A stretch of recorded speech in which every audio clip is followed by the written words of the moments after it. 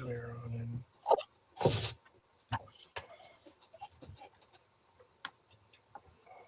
Welcome everybody to another exciting edition of Victory Never Sleeps.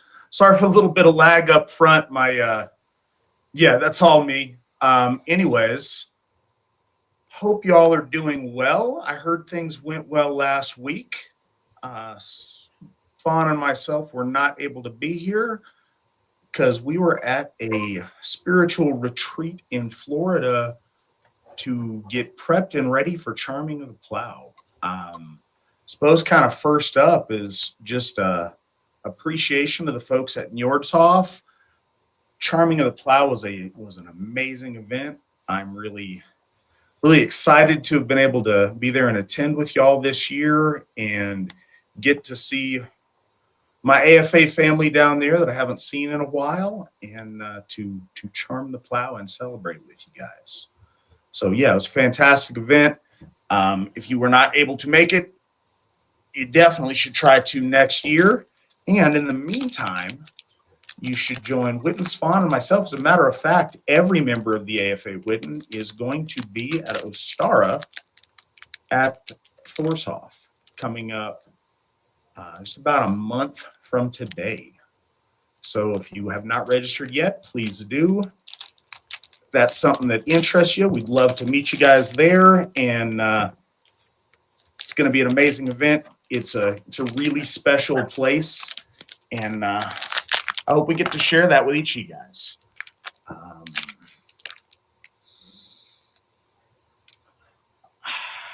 think that's what we've got for top of the show things, but I'd like to just kind of publicly here on Victory Never Sleeps congratulate Jordan Wells and Chris McDowell for taking their folk building oaths. Those two gentlemen have worked very hard for our folk and are doing an amazing job folk building. So we're very excited to have them officially oathed in as AFA folk builders.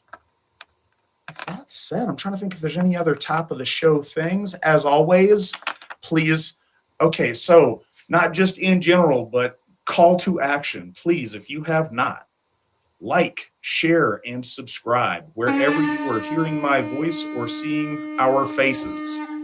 That's assuming that you are enjoying what you're seeing. Getting those algorithms and stuff up is the best way that I know of to try to get our message in front of a larger audience. If you've got folks that you think would enjoy what we're doing, please be sure to invite them. Also, keep in mind, not only can you watch live as the current program that you're watching, but you also can, if you're so inclined, listen to this as a podcast. Comes out every Friday on Spotify. So if that's how you consume things like this, that's a spot to do it.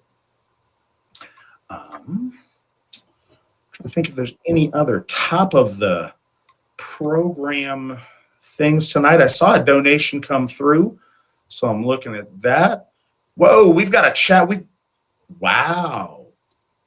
Gothy Rob Stam with $200 to prime the well tonight.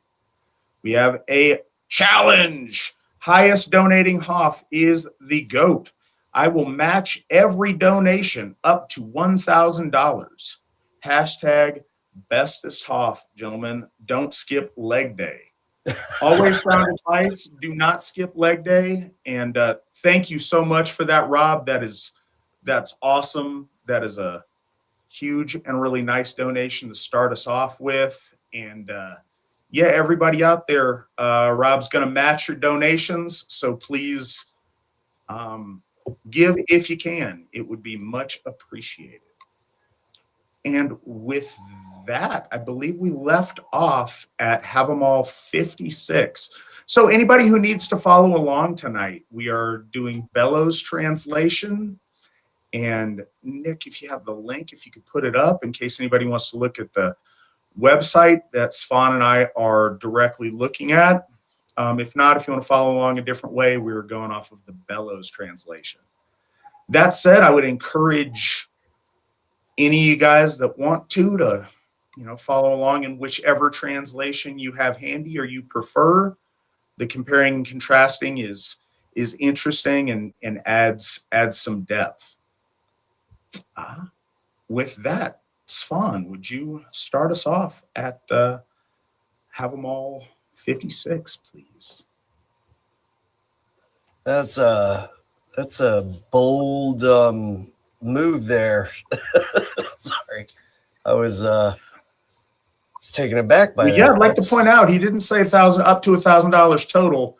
He said every donation up to $1,000. Uh-oh. If we start getting close to that, I'll worry about the fine print.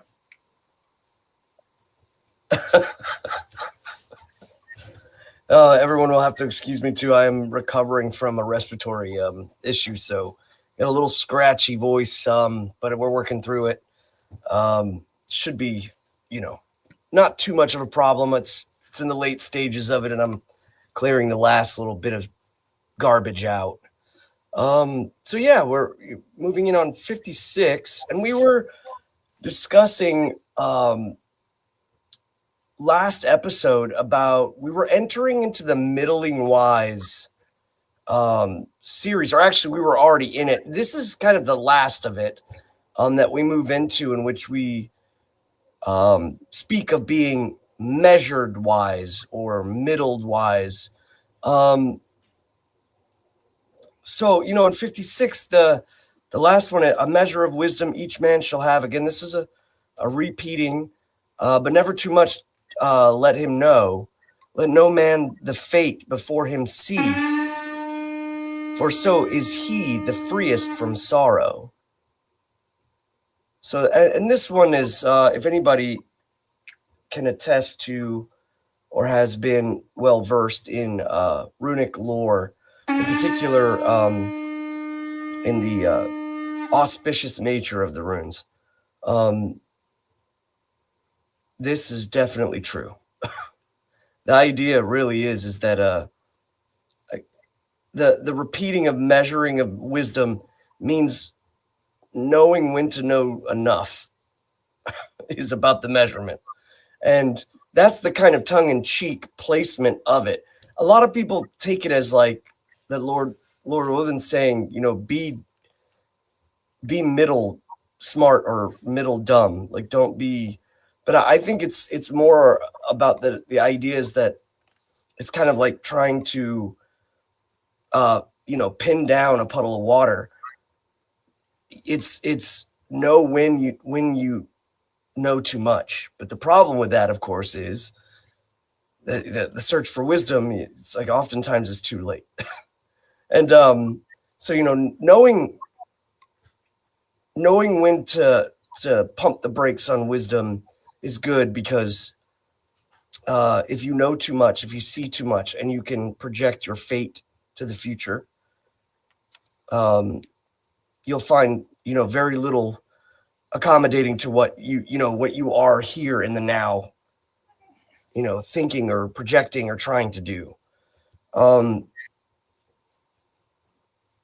I don't know. I think this one is truly an interesting one, because speaking of the future and speaking of fate, as especially since we focus on the negative, and a lot of times I think that the way things work, the gods, the Norns, a lot of times a perceived bad can often be good. And you find these in other maxims, like I believe the story about the farmer who breaks his leg but then doesn't have to get conscripted into the military, and so on and so forth. They keep saying, this is terrible news, and he's like, perhaps for now, and so on and so forth. It's this idea is that if you know too much of your fate, you will focus on the bad, you will focus on the negative, and it can dash a lot of your desires, hopes, and dreams. So it's better to focus simply on what's in front of you.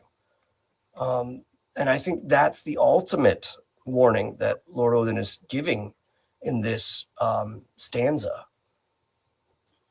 All right, so a couple of thoughts. First, Brandy, gives $50, hashtag bestest Hoff. Thank you very much, Brandy and Rob. Sarah donated $20, just adding to the hashtag bestest Hoff amount. Hail the AFA. Thank you, Sarah and Rob. And Ronald Blake, $50. Ronald, thank you so much. You are so consistently generous on here. Each donation you make makes a difference, but certainly the accumulation of donations has made a tremendous difference. Thank you very much. People popping 50 and 20 and yeah. So thank you, Ronald and Rob. That said, we also have a question, and I'm going to get to the meat of the verse here in a sec. But Anna wants to know what you're drinking and is it good, Svan? Oh yeah, I'm drinking some liquid death, just water, carbonated water, and what flavor TV Static is in it? Cherry Obituary. Okay, there you have it. So we went over a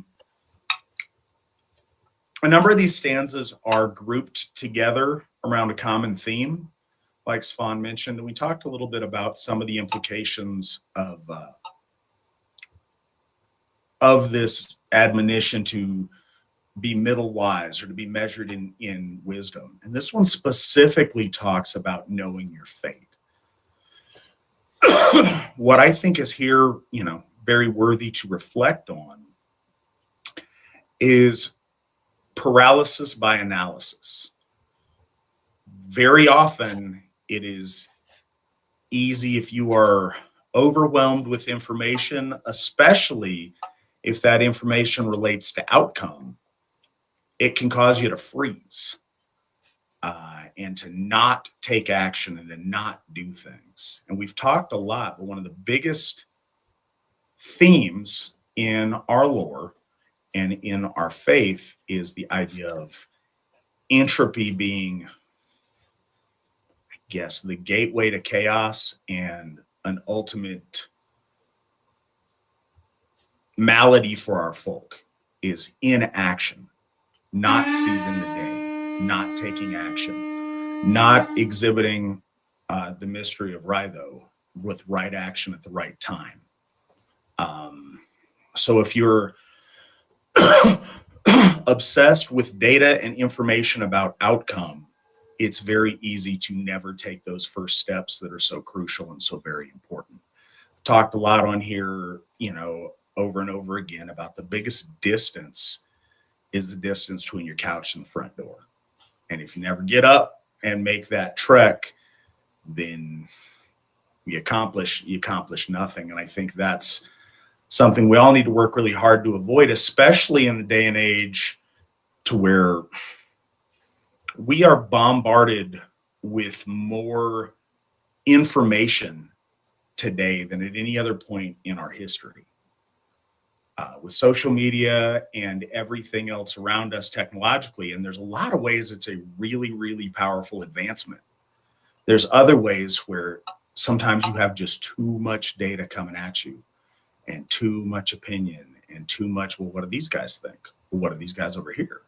Well, if I do that, what about this? What about this other factor? What about if you never get around to implementing it, then it's all for naught. So I think that's important to keep that in mind. And with that, Svan, will you take us to verse 57, please? Yeah, and this one actually quite fitting with what Rob Stam has done.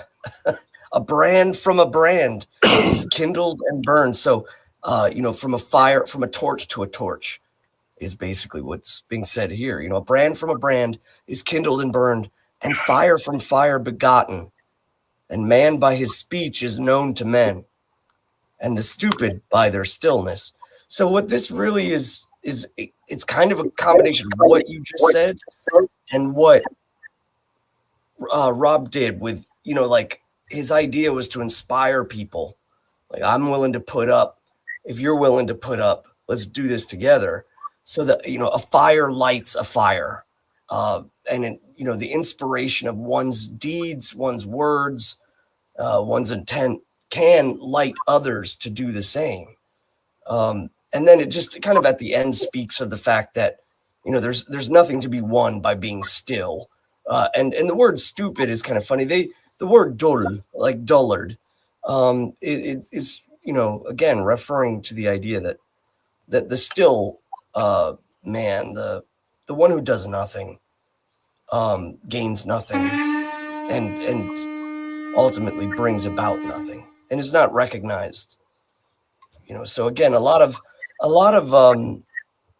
our faith and the precepts of our faith are really built around doing things, inspiring others to do things, and act and come out and show up and participate and get things done.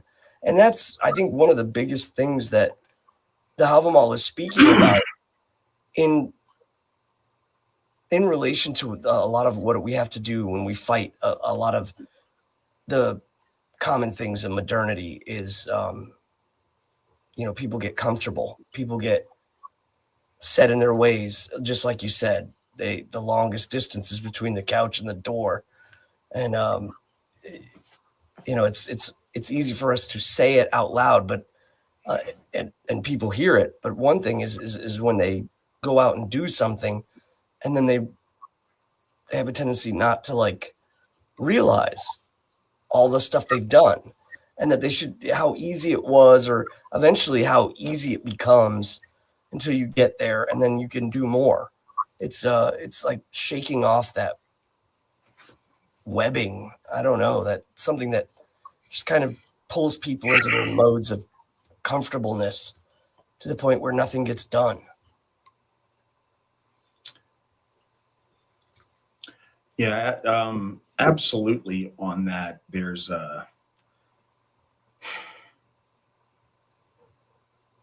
it's never, I don't know, anyone who's listened to this program for any amount of time is reminded, if not annoyed, by the fact that we repeat certain key themes over and over again. But we do it on purpose because some things are just so very fundamental to our worldview and as building blocks of what Asatru is. And one of those is we are our deeds. Asatru is about action. It's not about thought or intention. It's about the action that's brought about by those thoughts and intentions. And the difference between the two is literally everything. We are known by our deeds. The stanza talks about, we're known by the things we say and the actions we take. And we talked before, speech in and of itself is the starting of deed. It's when you take a thought from your head and you put it out in the world and then you test it. And as the stanza says, you test it, and maybe you're thought wise or maybe you're thought stupid, depending on, what comes out of your mouth. So it's a proving ground. The other thing, and this is, right on and in line with Weird Rob's brand lighting another brand with his match and donations tonight. We're inspired by the actions of others. Don't think that it's easy for us to sit here and talk about, the biggest distance is the couch to the front door. You guys are all lazy. No, it's a big distance for us too, at least for me. I understand that. There's always the force of entropy trying to pull you down, pull you back, and keep you inactive for a variety of different reasons. It's always a struggle. It's just well worth doing and something that we've learned over time. So it's not, I don't know. It's not a struggle that certainly that I'm unfamiliar with. So I do get it. We have another few donations came in that I'd like to note from the Phelps family, another Baldershoff family, for the record, $25. Hail Gothy Rob and hail the AFA. We appreciate that, Phelpses and Rob. And we have Anonymous donated $100. Hail the gods and hail the AFA. Hope everyone is well. We are well, and we are doing even better thanks to your generosity. Thank you, Anonymous, and thank you, Rob. Let's go on to this is going off. It is. It is. I know Rob well, so I know he was probably anticipating kicking the hornet's nest, stirring it up.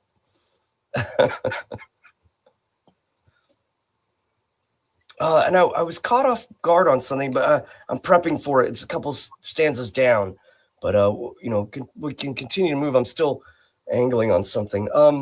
So let's see. We're yes. Now the 58 and 59 have the same intro stanzas. Repetition again is to build and to create that poetic beat and sound. And these two are no different.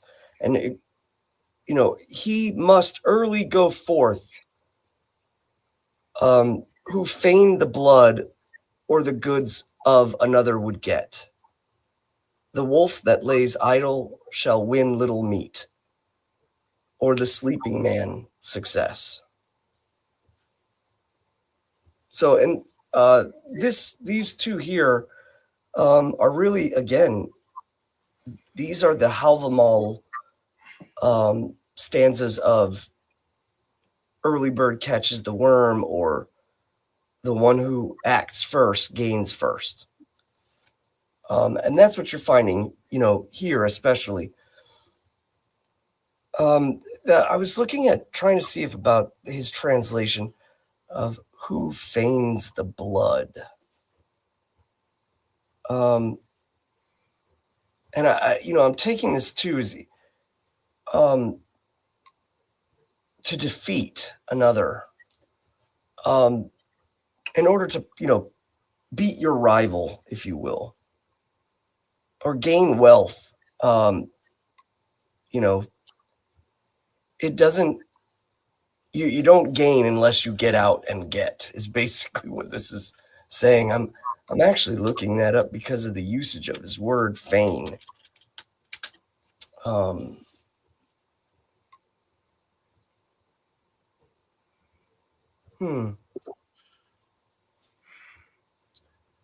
So while Svan looks up a little bit on the translation note there,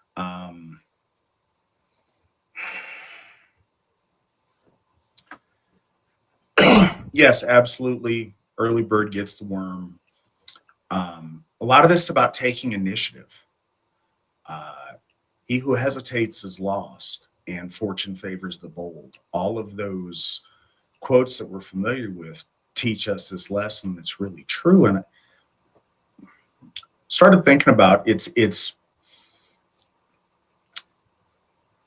one of the things we talk about magically here is getting in a runic mindset, or getting your mind to where you pick up on points of connectivity throughout your day. And it doesn't mean that everything is some magical happening, but it does mean you align yourself with things to where you notice synchronicities and you notice points of commonality. Earlier today, when I was just scrolling through some reels, there was a Joe Rogan clip where he talked about why sucker punches work. And the reason they work is it is much quicker for you to execute an action than for you to react to what somebody else is doing. If you're always reacting, then it's much harder for you to accomplish the things that you want, and it's much harder for you to get momentum.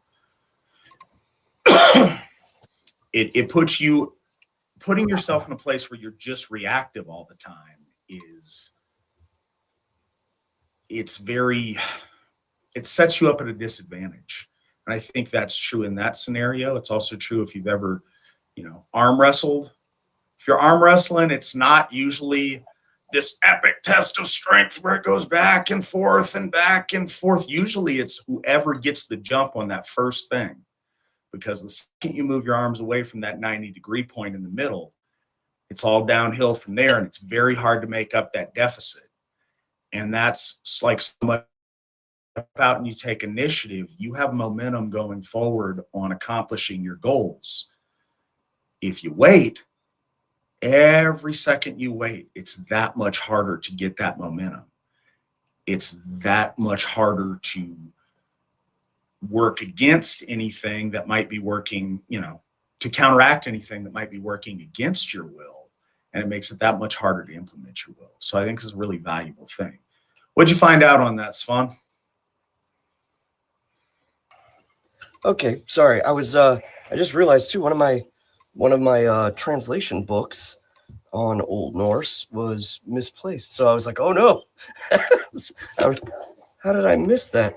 The winning of blood. This is really speaking about, and again, lending back to the time of when, the poems were spoken in the halls. Is, again, if you were to go out and attain victory, if you're going to go out and seek the winning over one other by way of blood, is what is being really said. The enjoyment of the battle is not given to those who tarry long, is in essence what's being said there. Fain, of course, coming to as a enjoyment or pleased or willingness to. So if you're the willingness of attaining victory by war, fighting, and spilling of blood. And so I think that's really kind of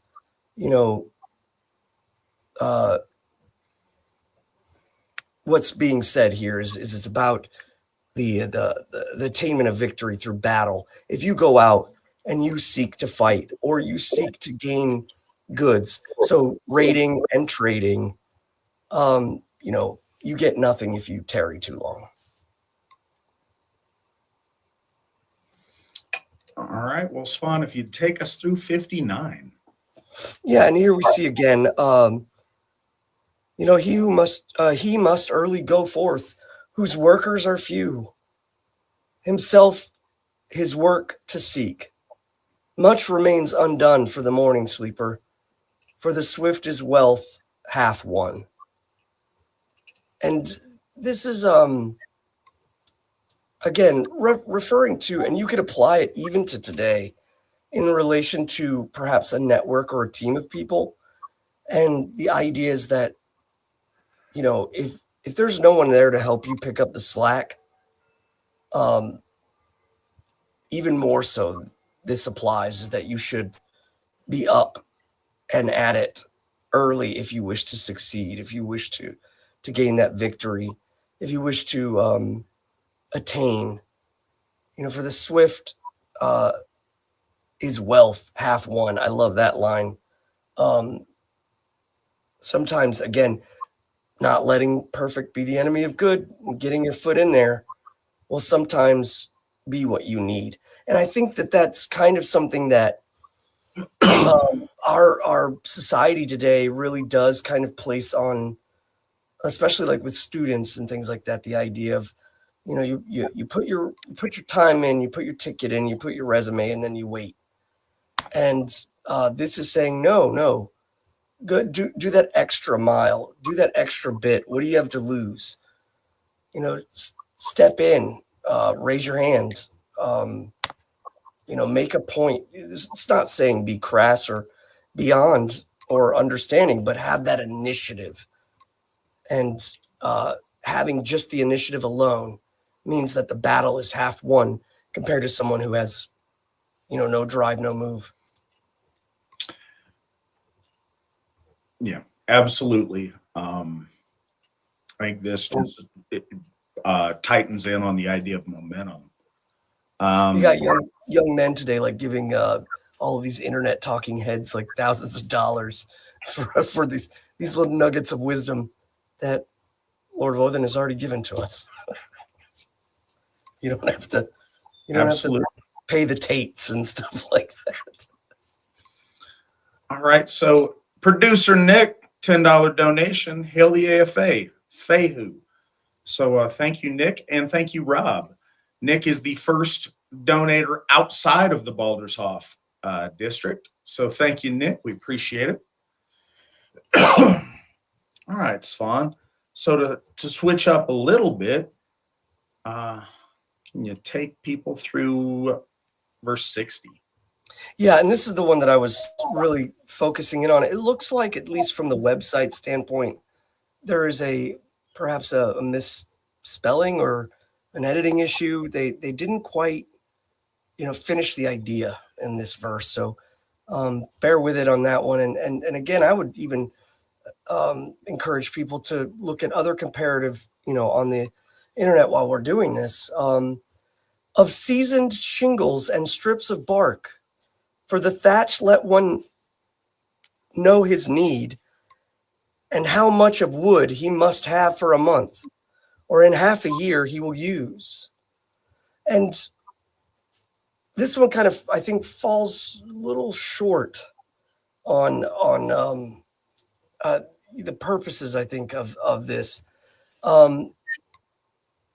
Maybe it's just the way it's written, but it's like, again, projecting what you need for the year to come, or even the half year to come, of firewood, to which should last him out quarter and a half of years to come.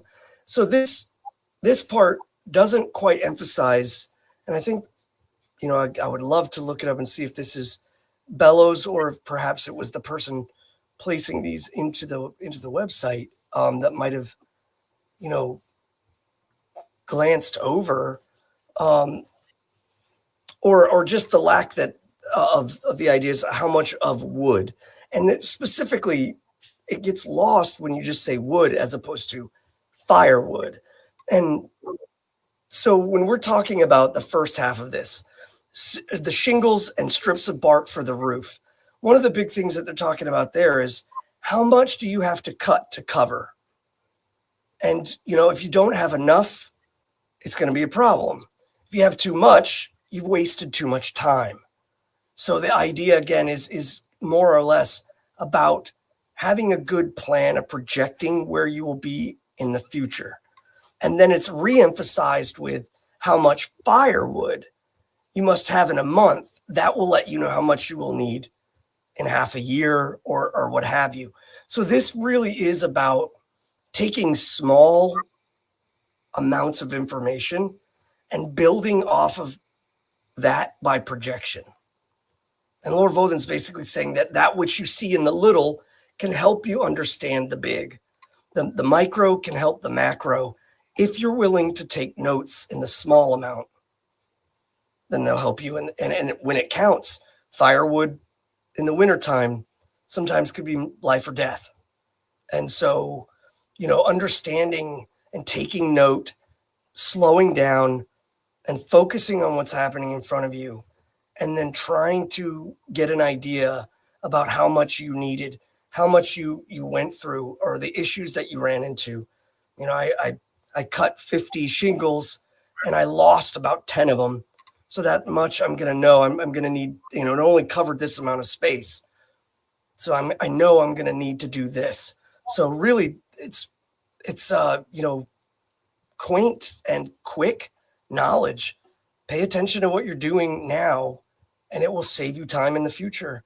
Measuring twice, cutting once. I mean, anybody who's a fabricator, and I know quite a few folks in our church who are, and I was as well. This is golden wisdom, because you just never know, and then you end up kind of over wasting, and you maybe never get to realize how much time you wasted, because you don't get a chance to sit down and kind of calculate. But it's one of those things you might not want to find out how much time you wasted, so you can save yourself more in the front end than you can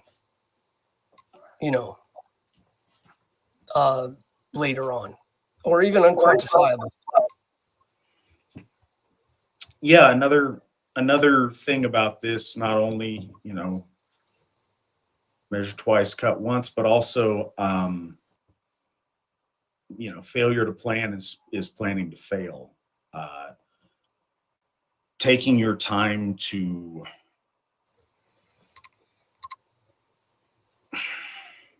strategize and make a good plan before you rush headlong into something is very important for all of the economics of it, but just in general, having a solid plan. And in the AFA, I try to make sure that when able, we've got plan A, B, and C. Just we got triple redundancy in case something doesn't work. And you don't always have that, but when you can acquire that, it gives you a certain amount of breathing room in a crisis, to where you have a plan, you have contingencies, you've thought it out, and it gives you a freedom of action in the moment that you don't have otherwise. And I think that's a very important part of this stanza and of life. Ronald Blake just donated $50 more. $50 for Baldershoff. Excellent. Thank you so much, Ronald. Again, your generosity just blows me away. And thank you, Rob, for your accompanying donation. Appreciate you guys.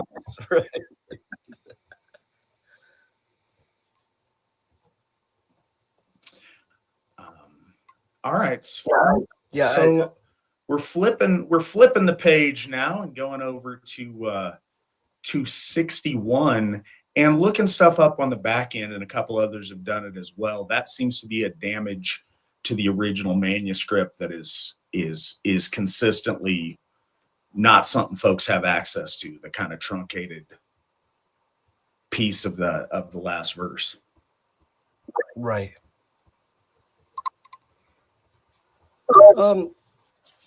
So here we're at 61 now.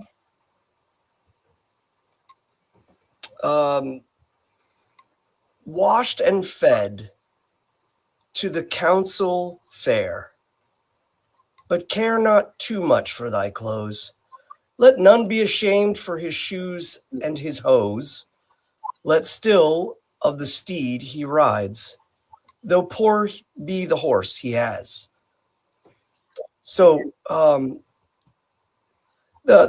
first part of this, washed and fed to council fare, it's an older way of saying, but I mean, it's faring forth or going forth. So this is, washed and fed. If you're going to the thing, and that's the translation, is that Thvein og meter ridi maður thingi at. So if the thingi is the all thing. Most people that are into Asatru or have been in Asatru for a while might know what this is, but those that are new might not. A huge, I guess, it would be really focused more on an Icelandic sense, because I don't think there was an Alþingi in Norway or what have you. But in essence, it's a grand meeting. It could be in Iceland. It was perhaps political. It was built around land disputes and trading livestock and so on and so forth. But I would even argue that a thingy could be like, say, an annual or a multi-yeared build-up to a meeting at a religious site, and it could have a religious connotation. So, the Temple of Uppsala would very much be that. But the idea here is that, you should, when you go forth to an official place, when you go forth to a religious gathering, if you go to a courtly meeting, if you go to something that has importance, what it's really saying is that you shouldn't not go if you are not of the highest, of your ability. Or let me see, that's not right. You should still go, even if you don't think that you are as dressed as nicely or as set as more as organized as others. It's saying that you should still go and do the best that you can, that you should show up with the best that you have, because that's better than not showing up at all.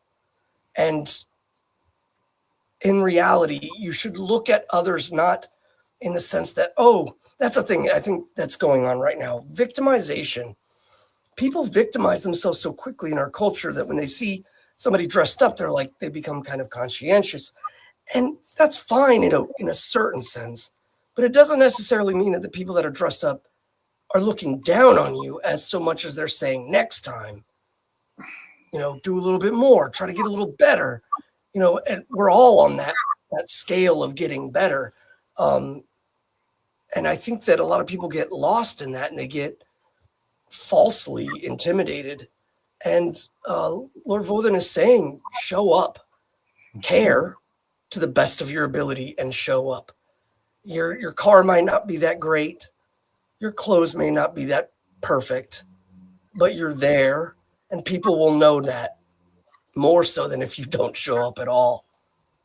So, all right, first, said it 1,000 times, I'll say it 1,000 more. Don't let perfect be the enemy of good. That's what this is saying. One thing that you might notice is in our lore, there's lots of seemingly contradictive stanzas. And they're not contradicting so much as indicating a certain amount of balance. One of the things that's our faith is a mature faith, and it requires a level of maturity and discernment. It is much easier for every single thing to be black and white. That's much easier. You don't have to think too much. You don't have to work too hard for it. You don't have to balance it. It's very clear and very easy, but all too often the world's not that way. Now, that said, there's plenty of things that are black and plenty of things that are white, but there's also a lot of things that are nuanced in between. Svan talked about people judging it. Yes, people absolutely judge you by what you look like. I said that last show. I'll say it again. We absolutely judge you. Everyone judges everyone by what they see first, but also judge by other things. They judge whether you're there or not. Showing up with the best you can is better than not showing up at all. And if you wait for that perfect time to where you can strut in with the finest, of everything, chances are you're never going to go. And, a previous line we talked about is how, even the cripple can do stuff, but the dead can't do anything. If you're not there, you can't affect anything at the meeting. If you're there with the best you have, try to be fed, try to be clean, the things that you have power over and showing up, you're way better off than if you don't try or don't make the effort. And that's the thing, over the years, and this has been part of the evolution of Asatru in our modern era. Folks in the AFA have taken our appearance a lot more serious when we show up for a religious occasion, presenting our best self, trying to dress nicely and dress in our nice clothes when we go to the Hof for a religious event, or for anything else for that matter. And so the pushback is, so we can't show up if we're not wearing a suit and tie? Of course not. Like I said, there's balance to things. No, dress the best that you can, that you've got handy, that's going to be comfortable and practical for what you're doing. Nobody's ever been turned away because they're not dressed nice enough. That's not real. But what is real is when you can and you have the ability to show up, representing yourself to the best of your ability, behavior-wise, visual-wise, speech-wise. Show up offering your very best to the gods and putting your very best foot forward. And some days your best foot forward is not as good as other days. And your best foot forward may not be as good as the guy next to you's best foot forward in certain, areas. But it's better than nothing. Don't let perfect be the enemy of good. Show up now and get some better clothes next time you show up, if that's something you want to do and you feel you're deficient in. Or, get a better horse, or whatever the case may be in the time or the place. Yeah, just keep that in mind. Perfect doesn't exist. If you're, you're showing up in a Mercedes with a suit on, there's going to be some guy next to you with a newer model or a fancier suit or a sparklier tie or whatever else. There's never going to be perfect. Do your best. And if it's not good enough, then, up your game next time. But yeah, don't let perfect be the enemy of good. And Monk, $100. Hail Odin, Odin hail. Monk, the first one donating from Odenshof district. Thank you so much. We really appreciate that. Thank you, Monk, and thank you, Rob. All right, Svan, if you could take us through this next one. And this next one is interesting imagery. So go for this next one, Svan. All right. So when the eagle comes to the ancient sea, he snaps and hangs his head. So is a man of a throng, who few to speak for him he finds. Excuse me, I'm adding a little bit in there to kind of smooth that. But yeah, so a lot of these ones are where we're starting to get, I find most of our members in the church will ask about these in the later maxims because there's perhaps a context or something's lost in it and it doesn't quite seem to fit because the other ones are so straightforward, and now they're starting to get a little cryptic or a little mirroring. But this again is kind of referencing to the Alþingi or referencing to the meeting place.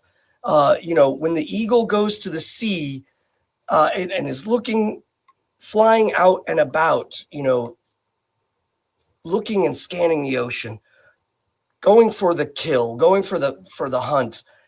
But the first thing that's note is that when it arrives out there in this kind of wide horizontal waste, looking left and right, constantly scanning, that's what's being kind of referenced here.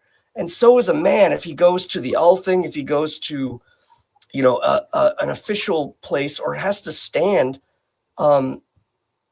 perhaps, in dispute and needs retainers, needs someone to stand up for him or with him and having an ally, he finds that are able to speak for him.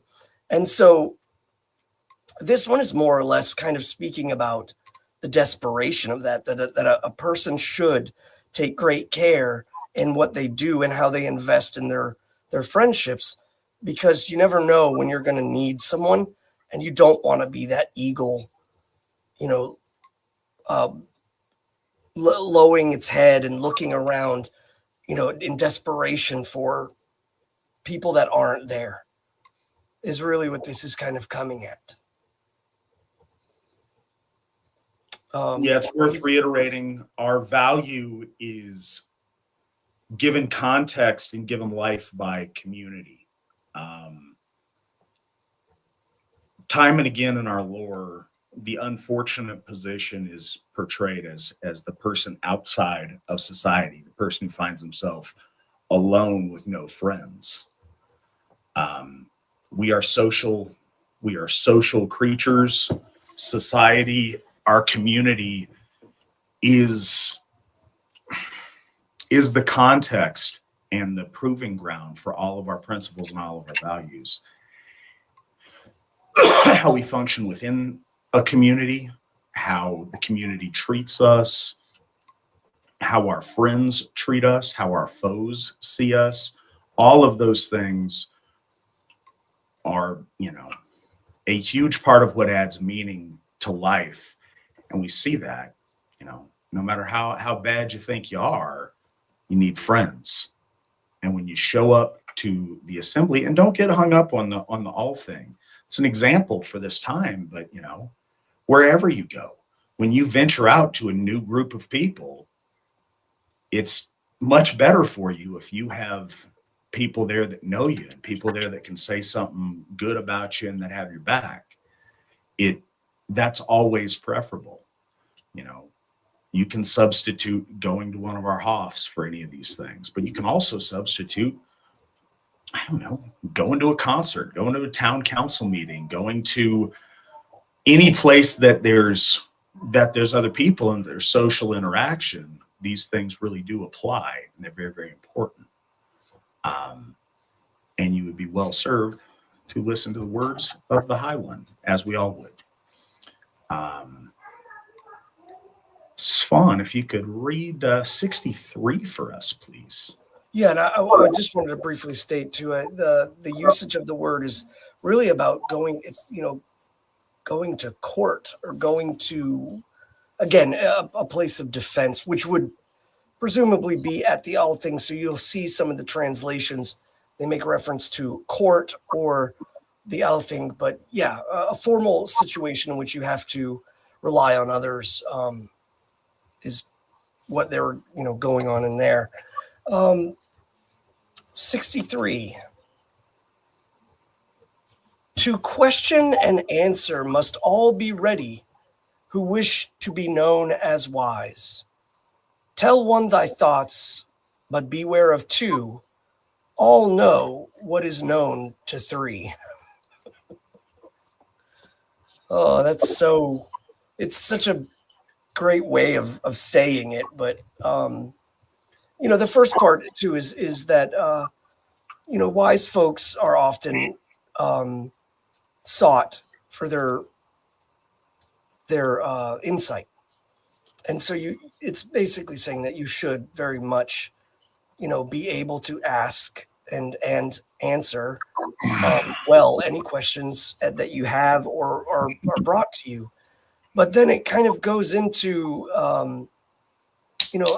making of your thoughts so open that perhaps you have inclinations or ideas. Maybe it's something you're not even really committed to, but you tell someone else.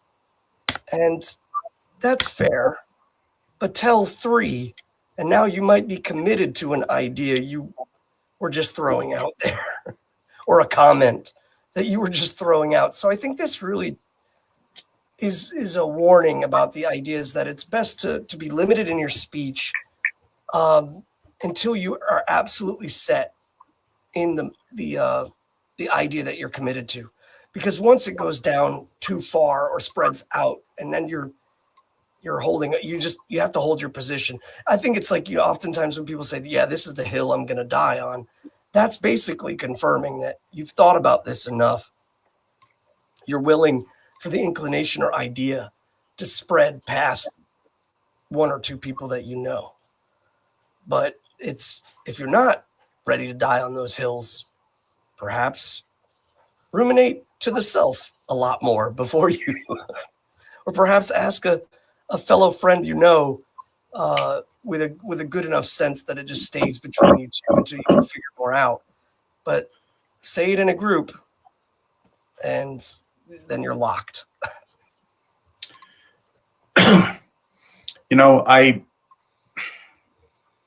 I really think this is valuable going through this with Svan because, he and I see different implications in each of these, in so many of these stanzas, and not in a contradictory way, but just in a subtle context way. So yeah, absolutely what Svan said. If you got a plan that you're just kind of, just tossing some ideas around, word gets out. I'm thinking more in terms of if you have a secret or if you have something that, you're trying to say in confidence to somebody, loose lips sink ships. And, if you tell one other person, okay, maybe you can trust that person, but they're going to have somebody else that, well, surely I can trust them too. And that circle of trust, or, trust in air quotes, gets real big real quick.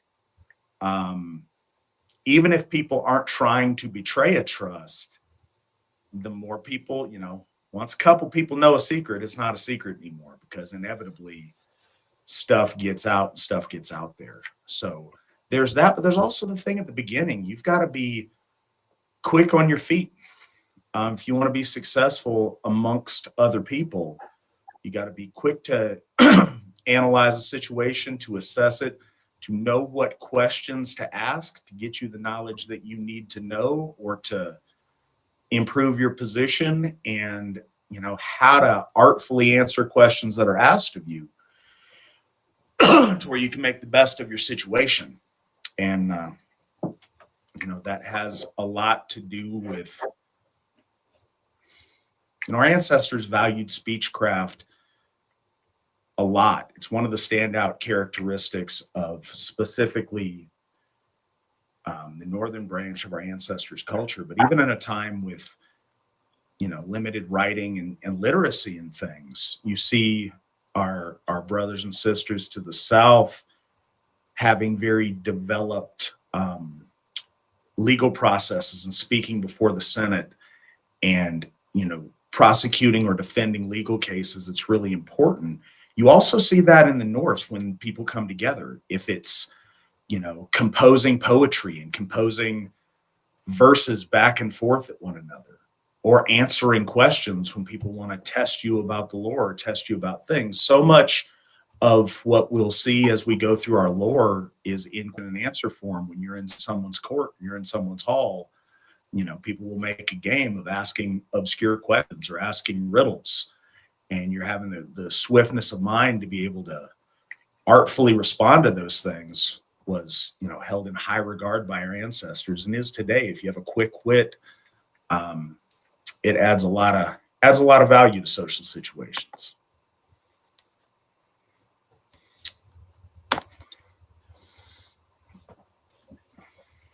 This next one I really like.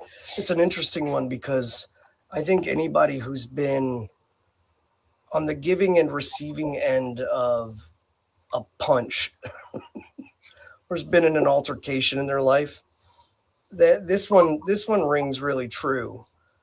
It just doesn't seem, especially as it's written, it can be a little obscure, but it becomes pretty clear if you think about it. The man who is prudent, a measured use of the might he has will make. He finds when among the brave he fares, that the boldest he may not be. So the way this is written and the way Bellows writes it is it's kind of coyly wise. It's not quite revealing the full. It's like what we did on the last one, me and you, is I'm saying about plans, intentions, and you're saying no, secrets. It's like that. There's levels you could take it, and the way he writes it leaves it so lightly touching it. But in reality, what's going on here is, like in the first stanzas, if there's a mighty man, he should be prudent and measure in his actions, in his deeds, what he's trying to do. If he's, a strong or, he's particularly good, and this is in reference to like strength, prowess, and so on, that he should use measure when he goes out and finds himself around other brave folk, because he might not be you might not be the bravest one there. And what this is really saying is like, you find yourself in a situation and you come out banging the pot, saying your confidence is good, but you're over the top. You are way out of, you're rubbing in people's faces and doing so on and so forth. And meanwhile, there might be someone in that throng of people with you that have a lesson to teach you. So it's hard. You're just basically showing off too much. It's about, if you got a good sense of confidence, you should still do it with a measurement of wisdom, because you don't know what other people are when you're around them.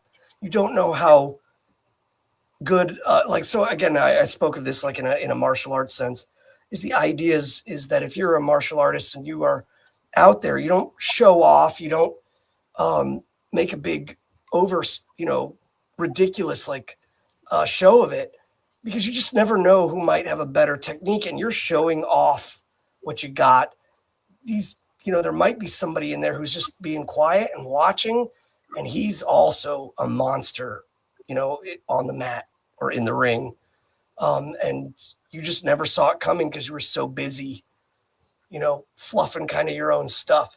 So I think this one really talks about it's better when you don't know the people around you to be measured in your confidence and to, or at least the showing of it, showing people what you have, your abilities and what you can do. There's nothing wrong with being confident about yourself. It's just that you don't always have to reveal everything you know. Yeah, and I mean, I think folks over in the chat have it down pretty good. It behooves everyone to have a certain amount of humility and to not, as one of our folks over in the chat says, so don't flex all the time. That's the thing. If you start strutting around and you get real comfortable exerting your will over others, bullying people, being cocky, being a loudmouth, whatever the case is, it may work out well for you a lot. You may be the biggest, baddest dude in the room that you're usually in. There's always someone out there bigger, faster, stronger, more brutal, whatever the case might be.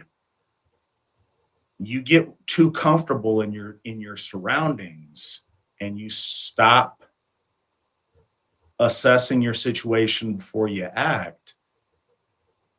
Life has a way of pointing out your inadequacies that way, and you could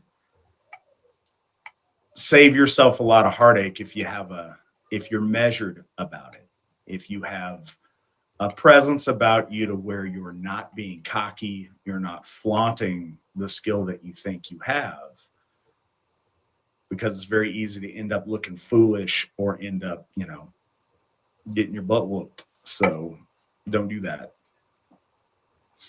I mean, I think, again, so many of these things, the jaded amongst us, well, that's common sense.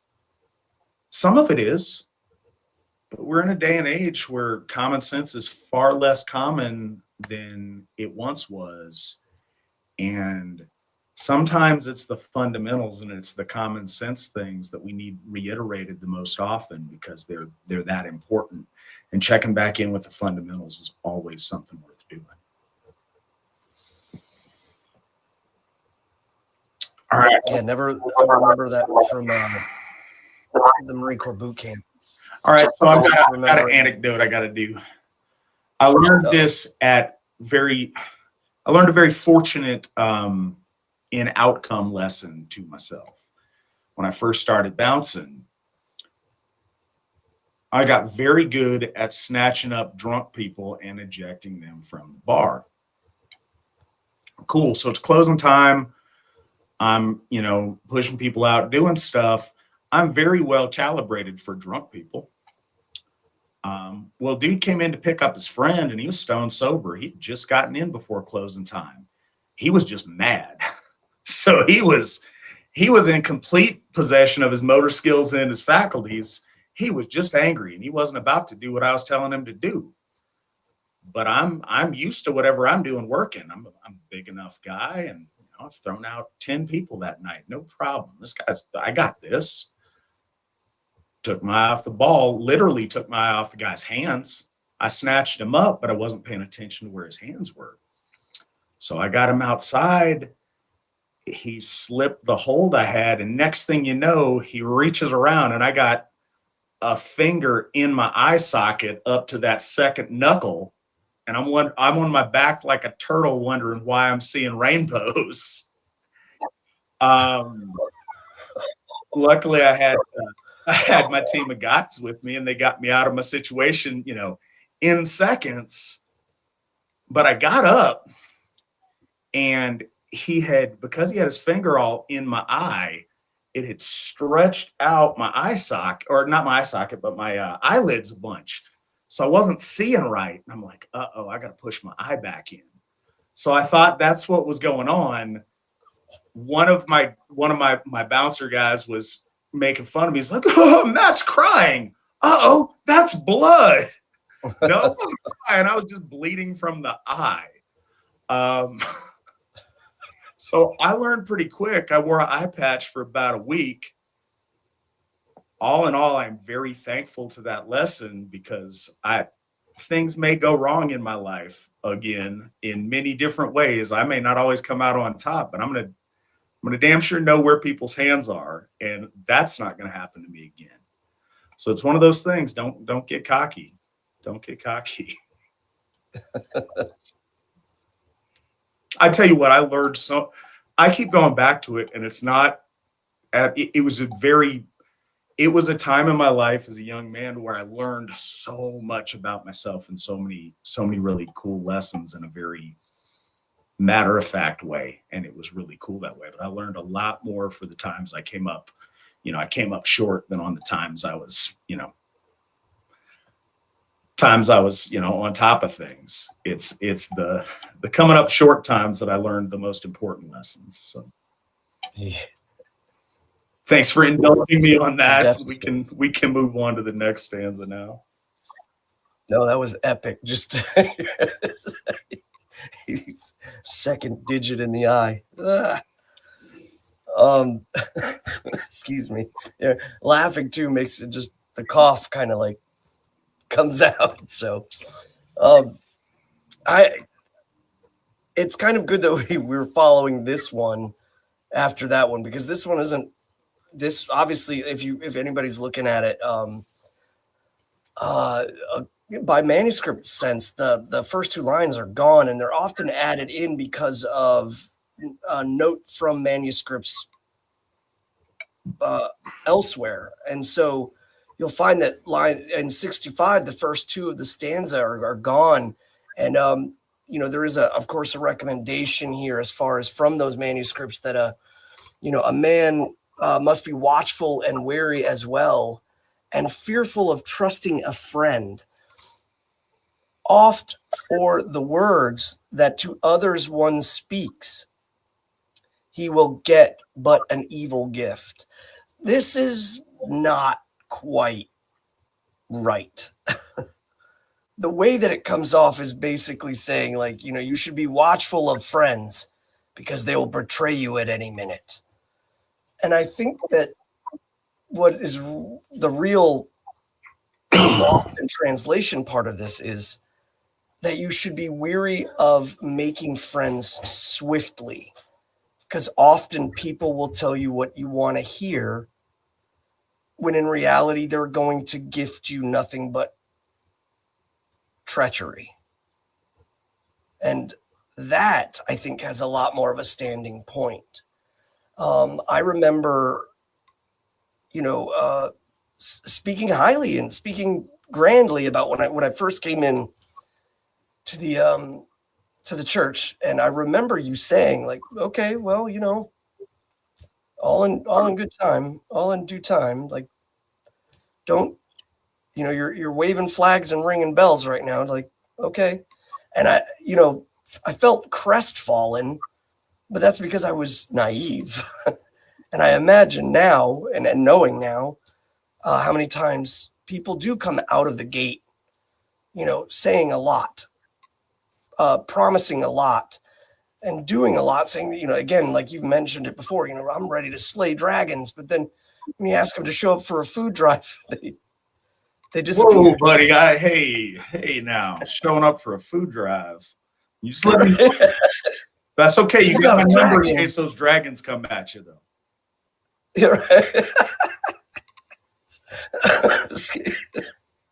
Yeah, excuse me.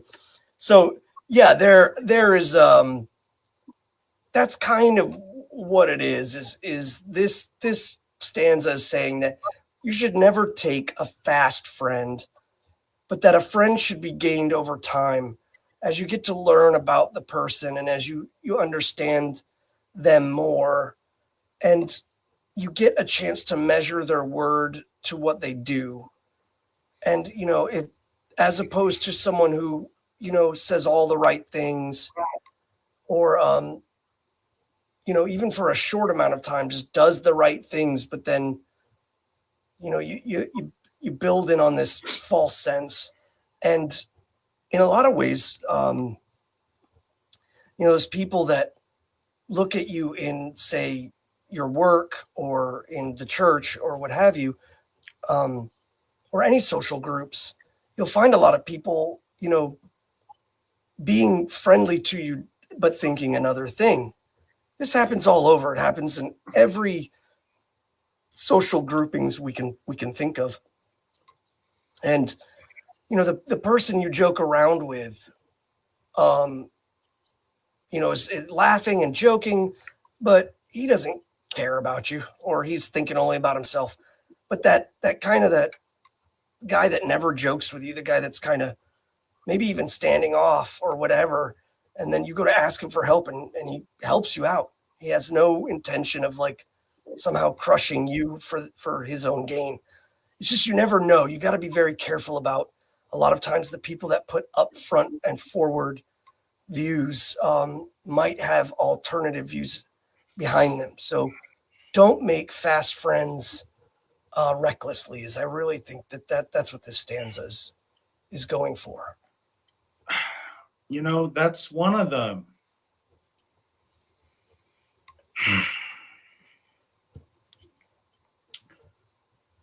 Hávamál is not always warm and fuzzy. And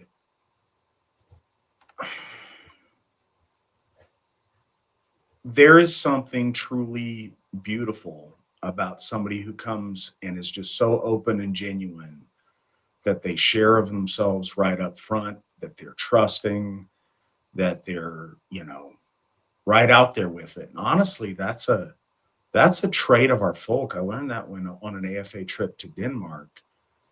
And I forget what the expression was because I don't speak Danish, but there is a trait that the Danes get stuck with called blue-eyedness. That kind of means you're gullible. They go vacationing down in Spain or in the Mediterranean, and they're an easy mark because they can be taken advantage of, because they, are so trusting.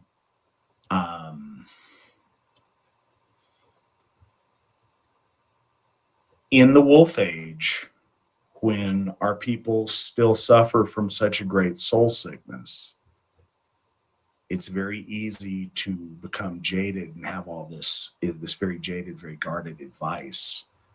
It's worth having and it's worth knowing, even if you choose to forego implementing it. Because any of these things, it's not about telling you what you are and aren't allowed to do. It's about being mindful of things to factor in. Any of these things we've talked about. No, if you show up and you just want to stuff your face and you're confident and you know your situation and you're hungry and your value isn't to make a good social impression, it's to get fed, eat up. If you know your surroundings, you know who you're around, and you want to show up and get lit, but know the consequence when you do it. If you want to share with people and say things, do, but be very aware that there are ill-intentioned people out there that will use that against you.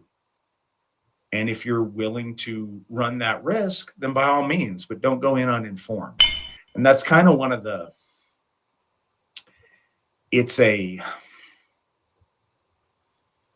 just so you know, admonition, especially knowing that the High One who is speaking in the Hávamál is All-Father Odin, who gave his eye for wisdom, who hung from the world tree for wisdom. He's not one to be middling wise, but he's saying, hey, I've gone to the abyss and I've looked in and stuff stares back. Know what you're getting into before you go too far on some things. It's really a valuable caution. You don't have to be middling wise, but if you're not going to be, then be prepared for consequence. And I think a little bit about this trustworthiness and trust over time is going to be I think. I know that's going to be stressed a little bit more in a little bit different way later in the Hávamál. But yeah, as I suppose, like Reagan says, trust but verify. Like some of these things, write them down to see if they come true when somebody's puffing their chest about stuff they're going to do. See if they follow through. And that's one of the things about boasts. That's the value, is you talk about something you're going to do, and then people can see whether you do or you don't. So many of the things that we talked about in the way Svan took the last verse is, hey, don't put it out there into the world unless you're going to follow through on it. But that said, if you call your shot and you make it, then good, you've earned yourself something valuable by it. So, yeah. And let's flip the page and go to 66. Oh, whoa, pause before you do. Jimmy cracks corn in Thorshoff, and I do care. $5 donation.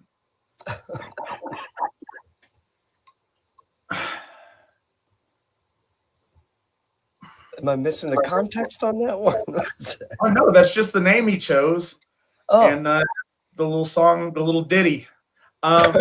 Excuse me.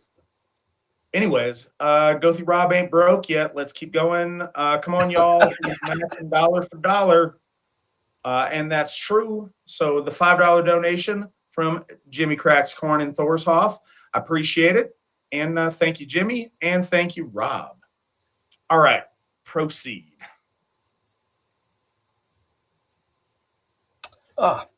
Sorry, I was reading some of these the comments as well as before. So 66. Oh, random side note before you do, I'm just watching a thing in the chat, and I'm not sure. We got some East Coasters asking the question. I don't know if they'll be here when we get to questions.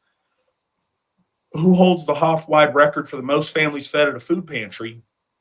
Hashtag hardest working Hoff. So that's Odenshoff.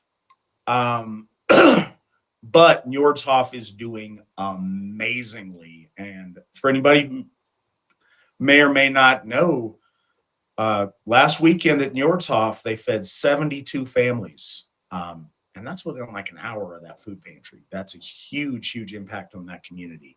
And thank you, everybody who took part in that. Odenshoff has had some that are bigger than that, but we've been doing it at Odenshoff now for,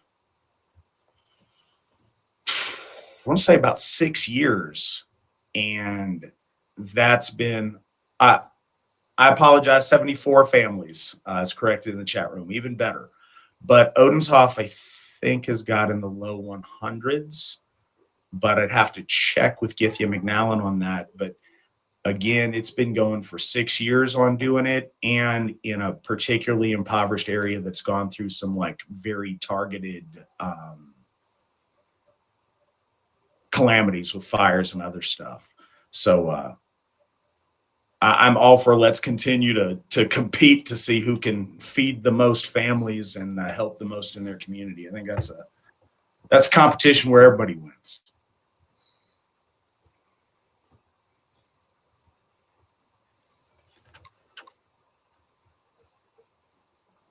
So moving here into 66, too early to many a meeting I came, and some too late have I sought. The beer was all drunk, or not even yet brewed. Little the loathed man finds. So, again, the usage of this, of the loathed man, that's kind of an odd placement to the idea of what the context of this verse is really talking about is again, for someone to show up too early isn't always a bad thing. It's talking about context, though. The context of this is someone who shows up early to gain much. If they're showing up there to, make sure they get the best seat and make sure they get the most food and make sure they get the most drink, And then, or again, the one who shows up too late. This is really talking about the idea of understanding timing. If you show up too early, you put people out. Sometimes they're still in preparation.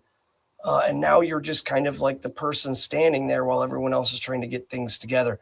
And I'm speaking maybe not so much like for a religious event or something like that, because oftentimes showing up early just means extra hands to help.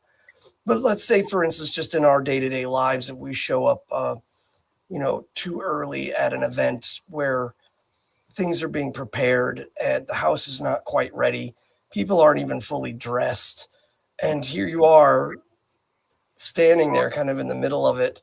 And that this is a benign thing initially, but if it happens over and over again, so it's really talking about the ideas that make sure that your timing is measured in accordance to things around you.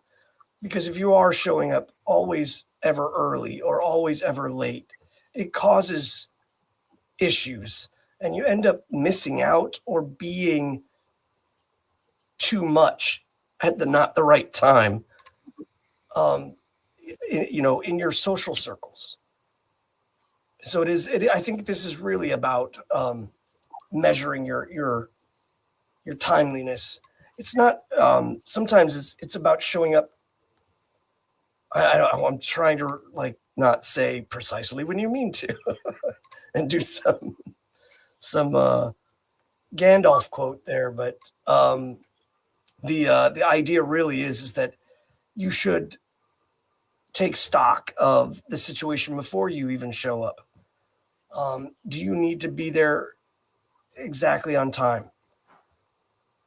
Do you need to be there early or not? Because if you don't need to be there early, sometimes not getting in the way, especially if you haven't been told, like, hey, I need you to show up early. Don't come in there unless you have the ability. You never know if even your usefulness. And I would even say have the wherewithal to understand too, like, oh, I came here early. Everybody looks kind of busy. I'm going to go out and I will be back, or I'm going to go pick someone up.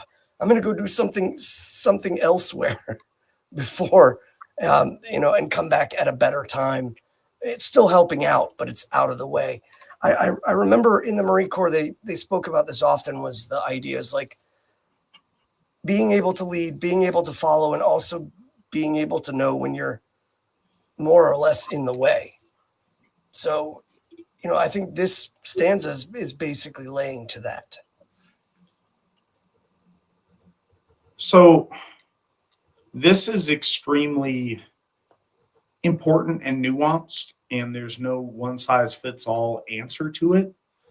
One of the greatest, if not the greatest theme that we've encountered in this study is being socially adept, reading the room, and being able to understand social cues. And I think in this generation where people have become very, very reliant on online interactions, and where a number of people, especially young people in their very formative social years, were unfortunately made to be sequestered in their homes during the reaction to COVID-19. People lack social skills. And this is sad and unfortunate for those who lack it, but it's also an opportunity for those who recognize it to quickly catch up and be ahead of their peers. Read the room, be aware, pick up on subtle things of, when it's too early, maybe when you're not wanted, maybe when there's a couple that want some alone time and you're intruding on it, maybe when there's, just people that are having a private conversation that maybe want a little bit of space. Like Svan said, sometimes you show up early and you're just making it awkward and people are all in their pajamas like, hey, I guess sit down and make yourself comfortable. We're kind of getting ready. Maybe hold on, guys, I'll be right back. Does anybody need anything from the store? and go grab something. Or maybe, they're really good friends and you've read the room and it's all good. But knowing those things is important. And how long are you pushing hospitality? You staying late when people are like, well, got an early day tomorrow. Got a lot of stuff to do in the morning, or are people giving out hints that you're not picking up on? Read the atmosphere of the room and see what's going to meet your social ends best. Maybe sometimes it is outlasting the last guest. So you have a private moment with the host to talk about something you were holding back on. Or maybe it's, leave early and encourage other people to go with you because you know that they want a little bit of space and a little bit of family time. Figuring those things out is a really important skill. And Matthew Gordon gave us $25, says, hail the gods, and the AFA. Also, Svan, that tie knot is awesome. That's the second compliment you've got on your tie knot tonight, Svan, so doing something right with that. We appreciate look up Go ahead. Eldritch knots on YouTube. They're easy. It makes you look like you know what you're doing. There you go. You heard it here, folks. Matthew Gordon, thank you so much. We appreciate your donation. And thank you, Rob. Carry on. Let's see here. So, it's kind of funny too. I just wanted to say too, I just found out this is a Donald Trump tie signature collection.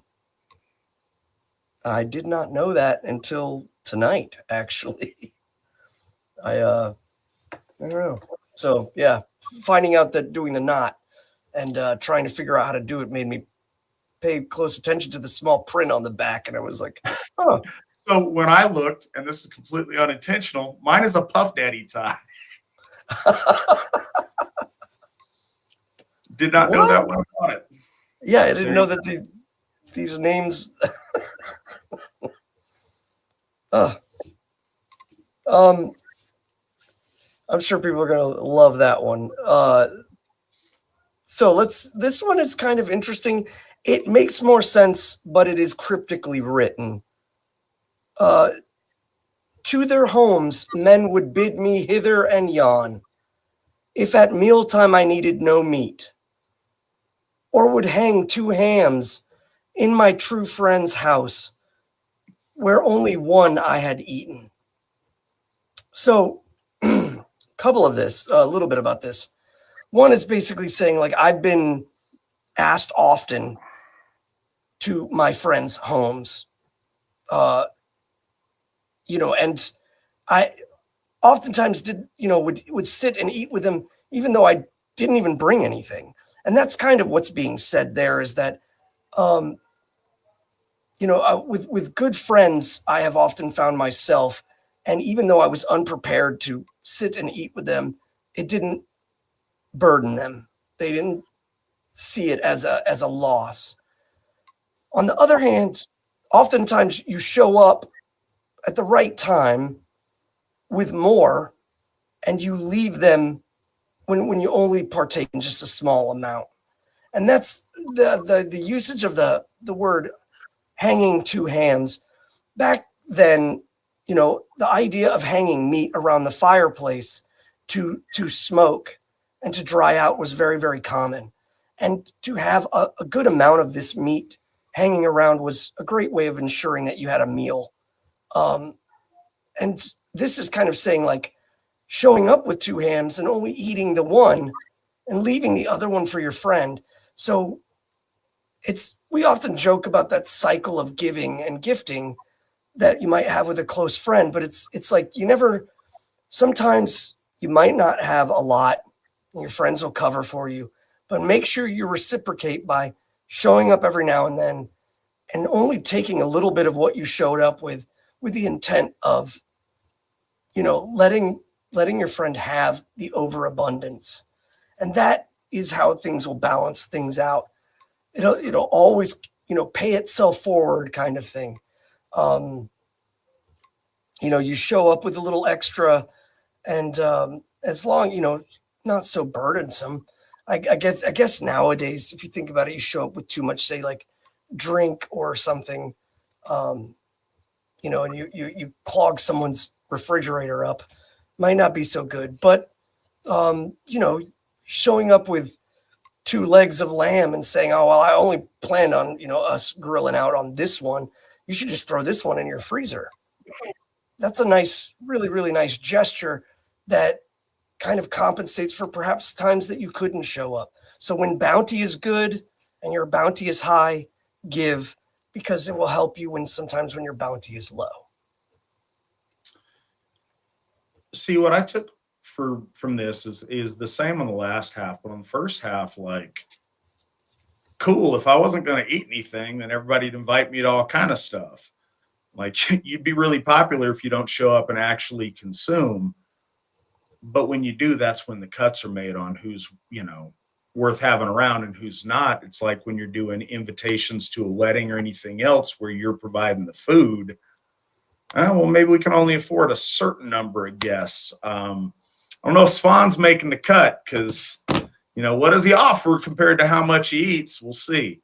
This is kind of the juxtaposition to, I mentioned, I think last episode, my cousin Scott and I used to when we were Jehovah's Witness, or when I was a Jehovah's Witness, a much younger man who was not wise. I'm not proud of the story, but we would show up to the church picnic, and you win if you eat more than you bought. So we would show up, and we would try to consume more than we bought, and then go away thinking, "Aha, we won." Don't do that. But this is an interesting point to it. And it also points out, like, it's a nice thing to show up with extra that's not needed so the host can have a little bit more. I tell you what, many a time I have, been on here drinking beers that are left over from folks that came by and brought more than was necessary to meals that I had at my house, and I appreciate that. Little, seemingly small gestures of things like that for somebody who hosts, or somebody who, and it describes as your true friend. So much of the Hávamál thus far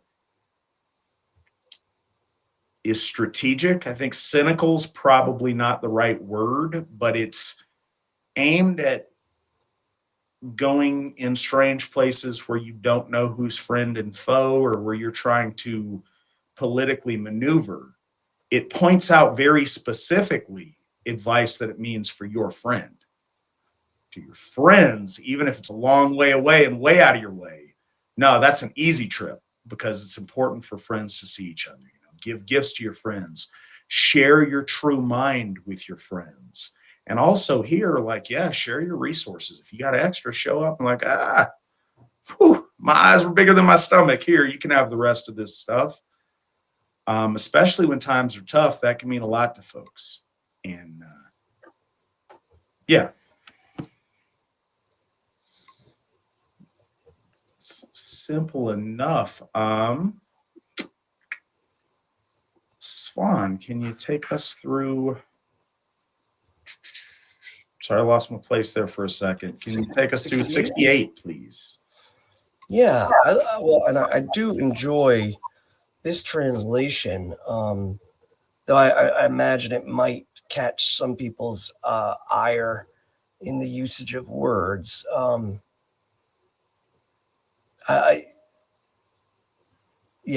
It's let's see.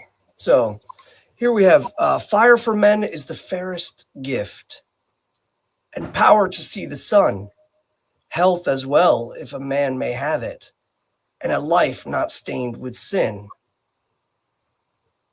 So I was I was trying to go over here and like search something of it, but I didn't quite make it. So I'm going to do it now. But I think that the true point of this here is about the attainment of what is good based off of perhaps need. Fire for men is the fairest gift, and the power is to see the sun until you're freezing cold, or until you're lost in the dark. These two lines might not have a lot of weight, but when starving, cold, just waiting for the sun to come up so you get that warmth, it's such a good thing to have. And so unless you have you've had that deficit before, might not make a lot of sense. Though fire is a good one, but that's really what it's talking about, is fire and the warmth, and the warmth of the sun and the light is so good, especially if you've just experienced the darkness of these things. And to that, health is the same to a man, especially if, and this is the last part, and a life not stained with sin. So a lot of people might be going, what? That this translation, oftentimes the word of shame is also used. So, a life not stained with dishonor could be another word used.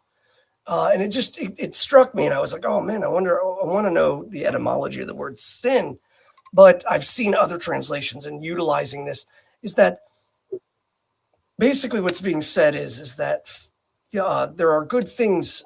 Fire and the light of the sun are so good to the soul, and so is health. So long as you haven't lived your life with, where you're dishonored, kind of, you're healthy, but everyone hates you,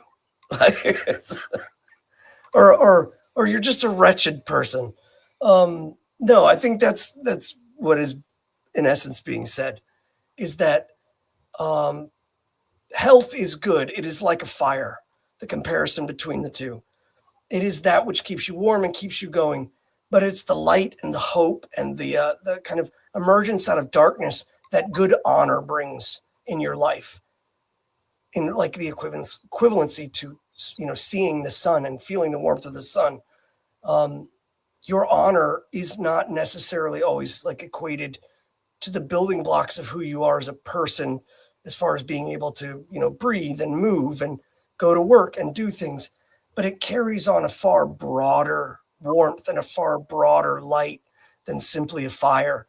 And so if you're marred with that, it draws so much away from your life. And so that's something that you should always, tend to.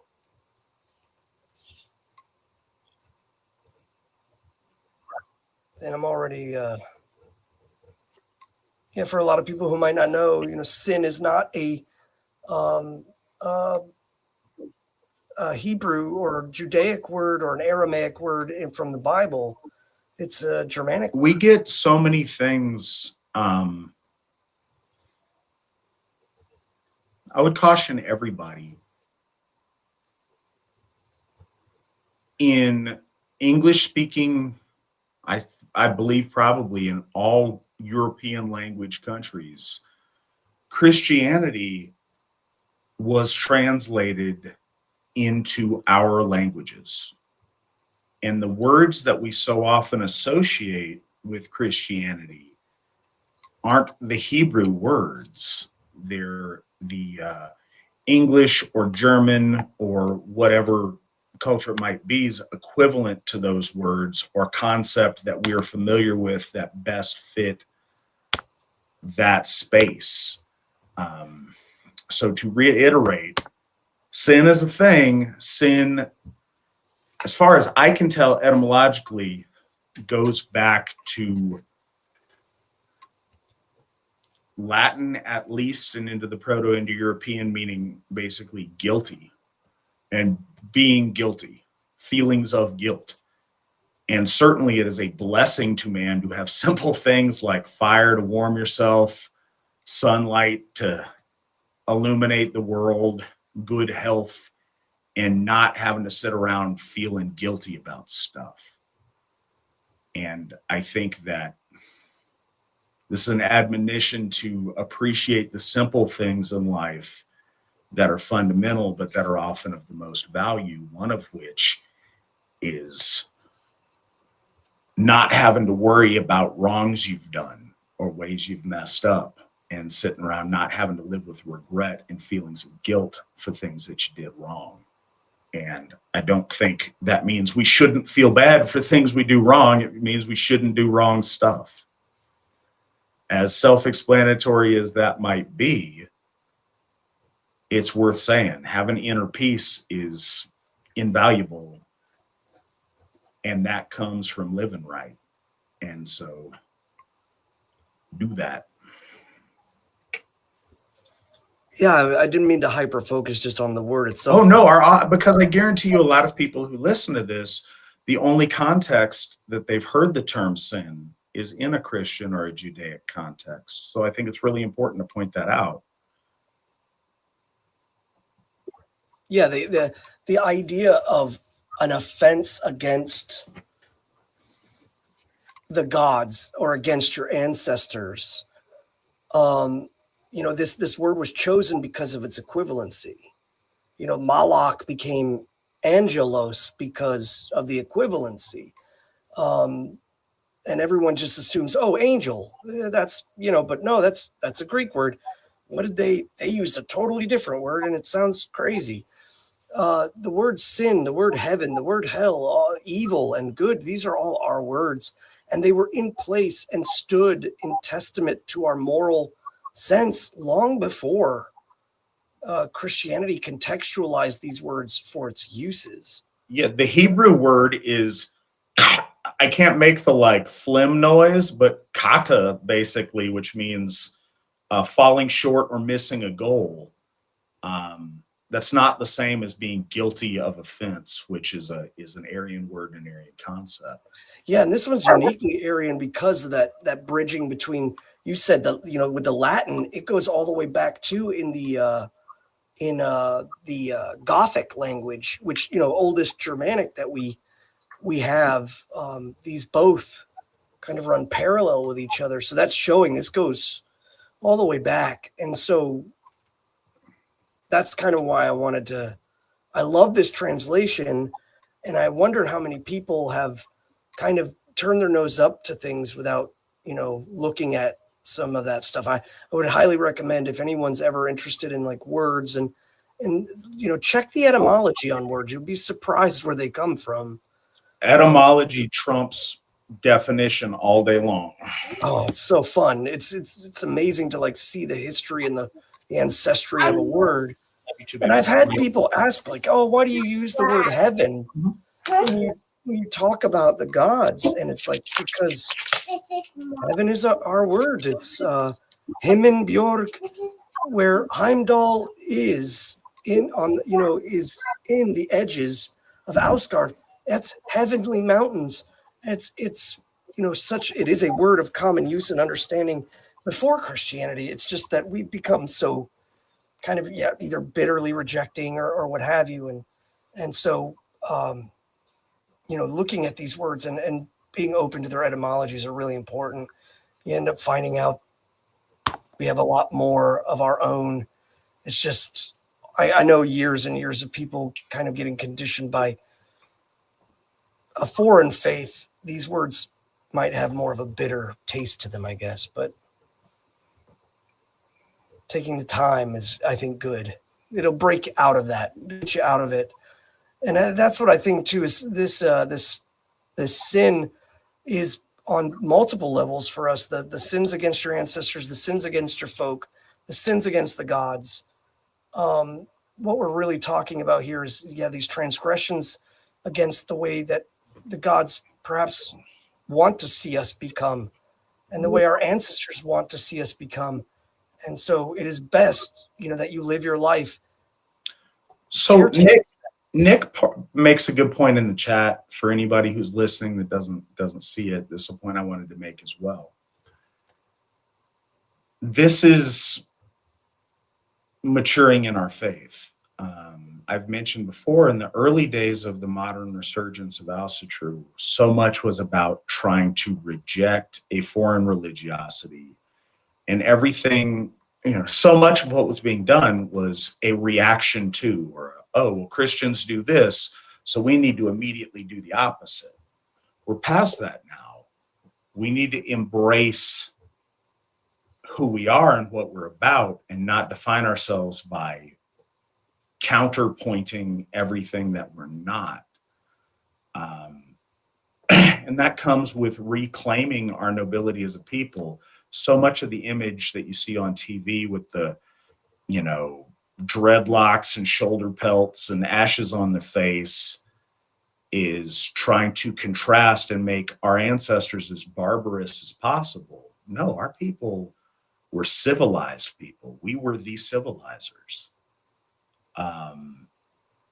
Dignity and nobility are inherent in our blood and in our folk, and reclaiming pious religiosity is a mandate from the gods that we must do. And so reevaluating these terms is really important. If you look at the Jewish word, that means to miss the mark or to fall short. That's pointing out the imperfection of Yahweh's creation, the protection racket that was set up to where people are born broken and they can't be perfect, and anything less than perfection is worthy of death. But wait, if you give everything to Jesus forever, then maybe I'll save you from death. Right. That's not our situation. It's about responsibility. You're guilty. You bear responsibility for doing something wrong. And the difference in those concepts may not seem like a lot at casual observation, but fundamentally it is. Responsibility versus, oh, well, I can't be perfect. I'll just Jesus take the wheel, as opposed to, no, I'm responsible for my actions. I'm responsible for guilt that I've incurred through doing wrong to another person, to the gods. And that, that implies that it's something that can be corrected or can be compensated. And I think that's really, really important.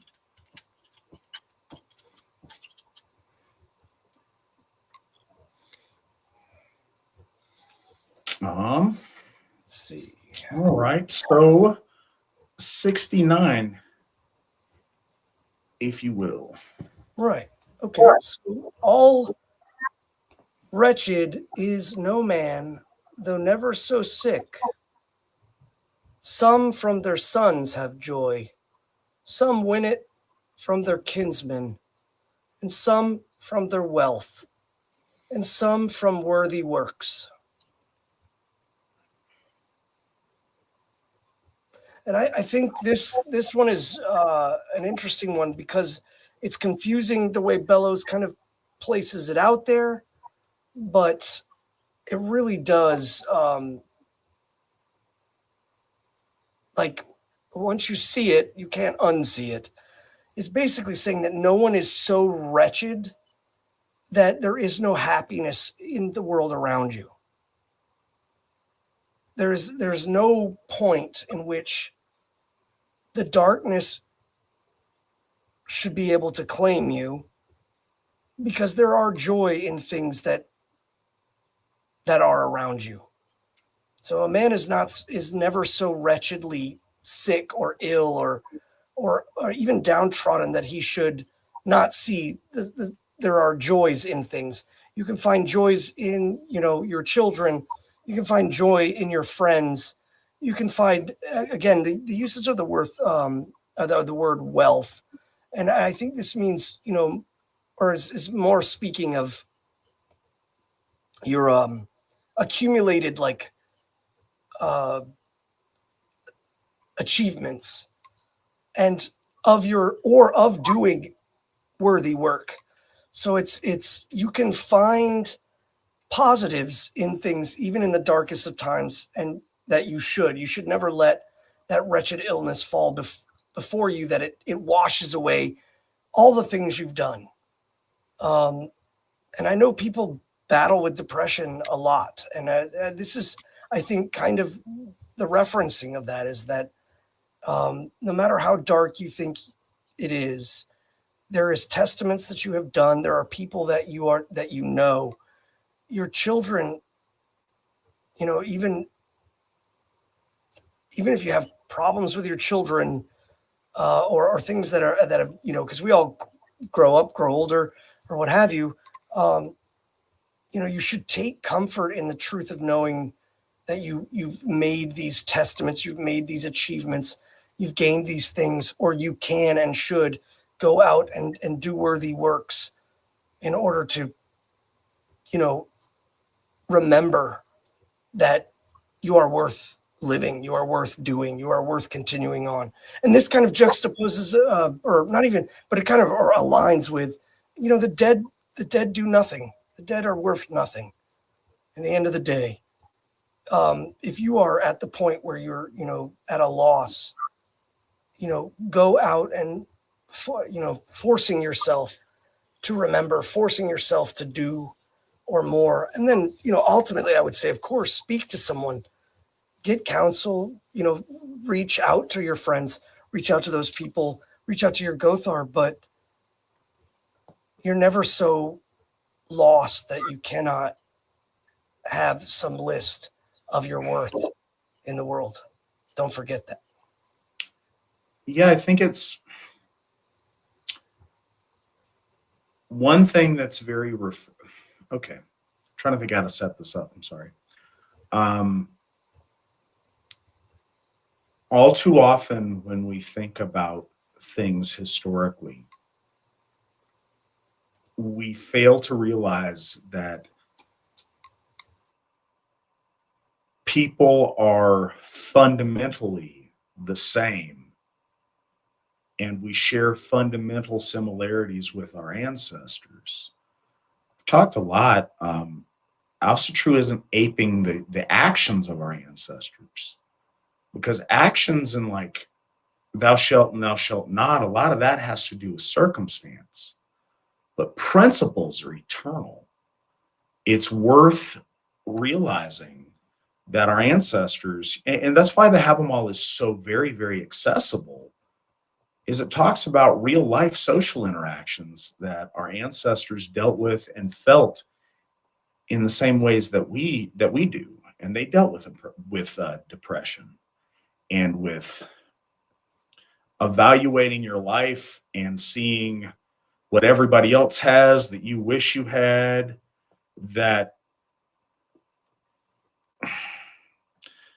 that you don't have. And I think that it's easy when you're in a negative place to focus on all of the things that you don't have or ways you come up short. And being honest with yourself is fine, but honest doesn't just mean honest about ways that you're less than. Honest also means fairly evaluating the things that you have and the skills that you possess. And it talks here, there's a lot of different ways that people measure a successful life.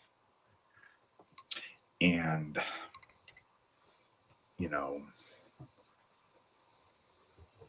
some have been blessed with good health and have taken care of themselves, and they can, rejoice in that. Some have big families that they can, take pride in the family they've made. Some people, made really good financial decisions in their life, and they can celebrate their wealth. And that's another thing that we need to get out of a bad mindset on. There's nothing wrong with that. Being wealthy is awesome. Good for those people. We should celebrate that instead of, get grumpy or resentful. That's a huge accomplishment and testimony. And wealth is power. You can use that wealth to, drape yourself in jewels if you want, or in, like you guys have been doing tonight, and donating and helping us as a church to build temples to our gods, or to take care of people that you care about, or any number of things. So there's all kind of really, some people from just the pride and the good deeds they've done. There's a lot of things that you can stop and appreciate that you have in your life and to be honest and to celebrate truth, which is one of our core values, our noble virtues. You can't just beat yourself up on all the things you don't have. You have to also acknowledge and take stock of the things you do have. As an aside, one of the most important things. Good night, Aubrey. I love you. All right, sleep good. Anyways, one of the most important. One of the. Oh, okay. This is what I was going to say. I'm sorry. So something that has added a lot to my growth spiritually was something that I picked up from, and I'm sure it's been stated other places, but in the 9 Doors of Midgard, there's an exercise in there to where you're supposed to write a list that's brutally honest about your strengths and your weaknesses, and to tally that, and to every so often check back in on that list and take stock of what you've accomplished or what you haven't, the things that you still need to work on, things that you've achieved, and things that you haven't. And it is what it is. Everyone on this, listening to this, and this will be true no matter when you listen to it, we are all where we are right now. We have a starting point. That starting point is this moment. What's been done has been done. Evaluating it fairly is neither good nor bad. It's just honest. But honesty with ourselves gives us an accurate set point to build from. And I still go, that's a list that it's probably been 10 years now since I made. But I go back and look at it every so often and compare and see stuff that I've improved on, stuff that maybe I haven't, skills that I have that I didn't have then, things that maybe I used to be good at that I slacked on, whatever that might be, but it's really valuable. But always remember, be honest with yourself. And sometimes that means, recognizing when you mess up, but it also means not recognizing when you succeed too. And it's not true unless both are factored in. If it's just the negative view of yourself, or if it's just the rosy view of yourself, neither of those is true. Those together make the truth. And then I think that's followed up really well in this next one. Svan, if you would take us through 70, please. Yeah, I wanted to make a point about the part here where that there's a removal of a worthy life.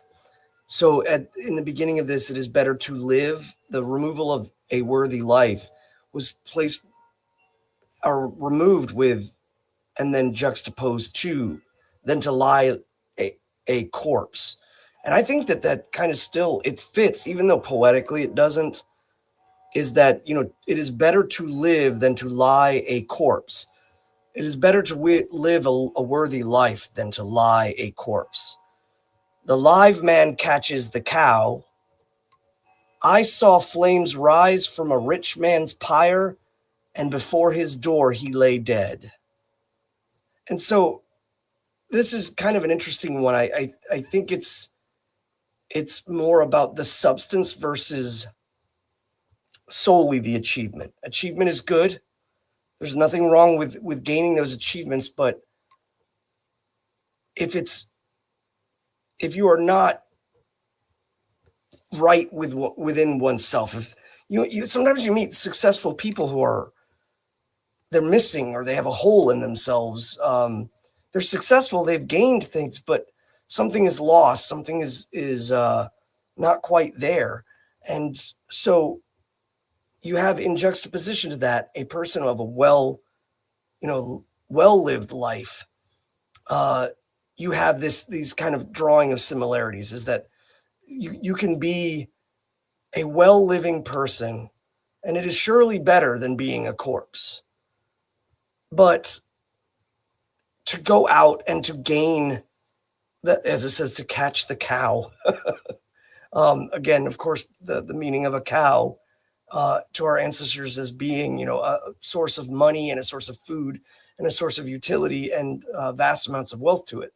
Um, but to be one that is without that, to not live that good life, is akin to being that dead man. Even though you have many achievements, you still are the dead man at the door, if you will. And that's kind of where I've taken this one, is especially with context to that missing part in the manuscript, is a well lived life, is what really kind of angled that for me. The idea that,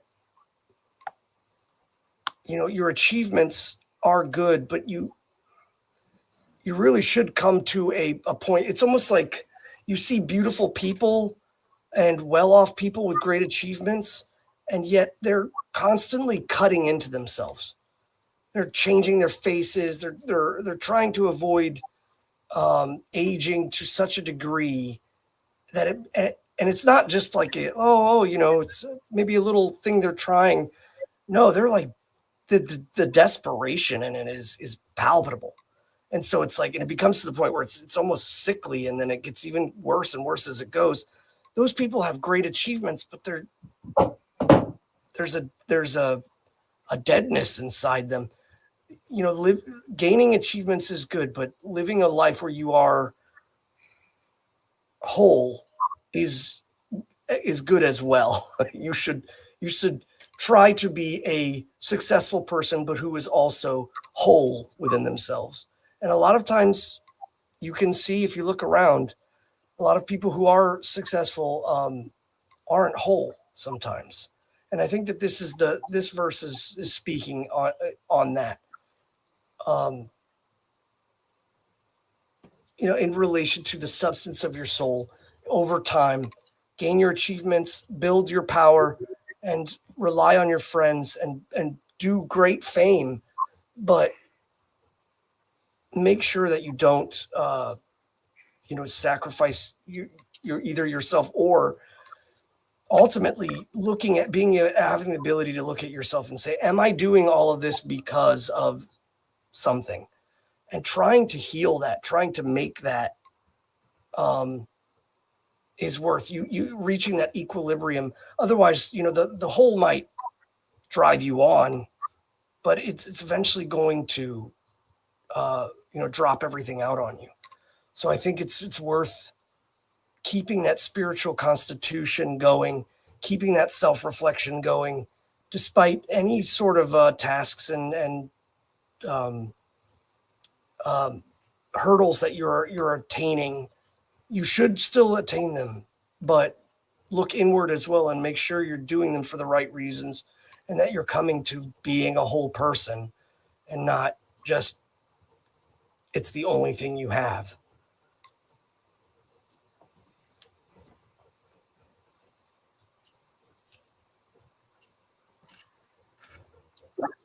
This is again a very interesting one, the way it's kind of written, and other translations kind of hold interesting, like instead of catching the cow, it's which in Old Norse they use the word getur, but it's in other translations it's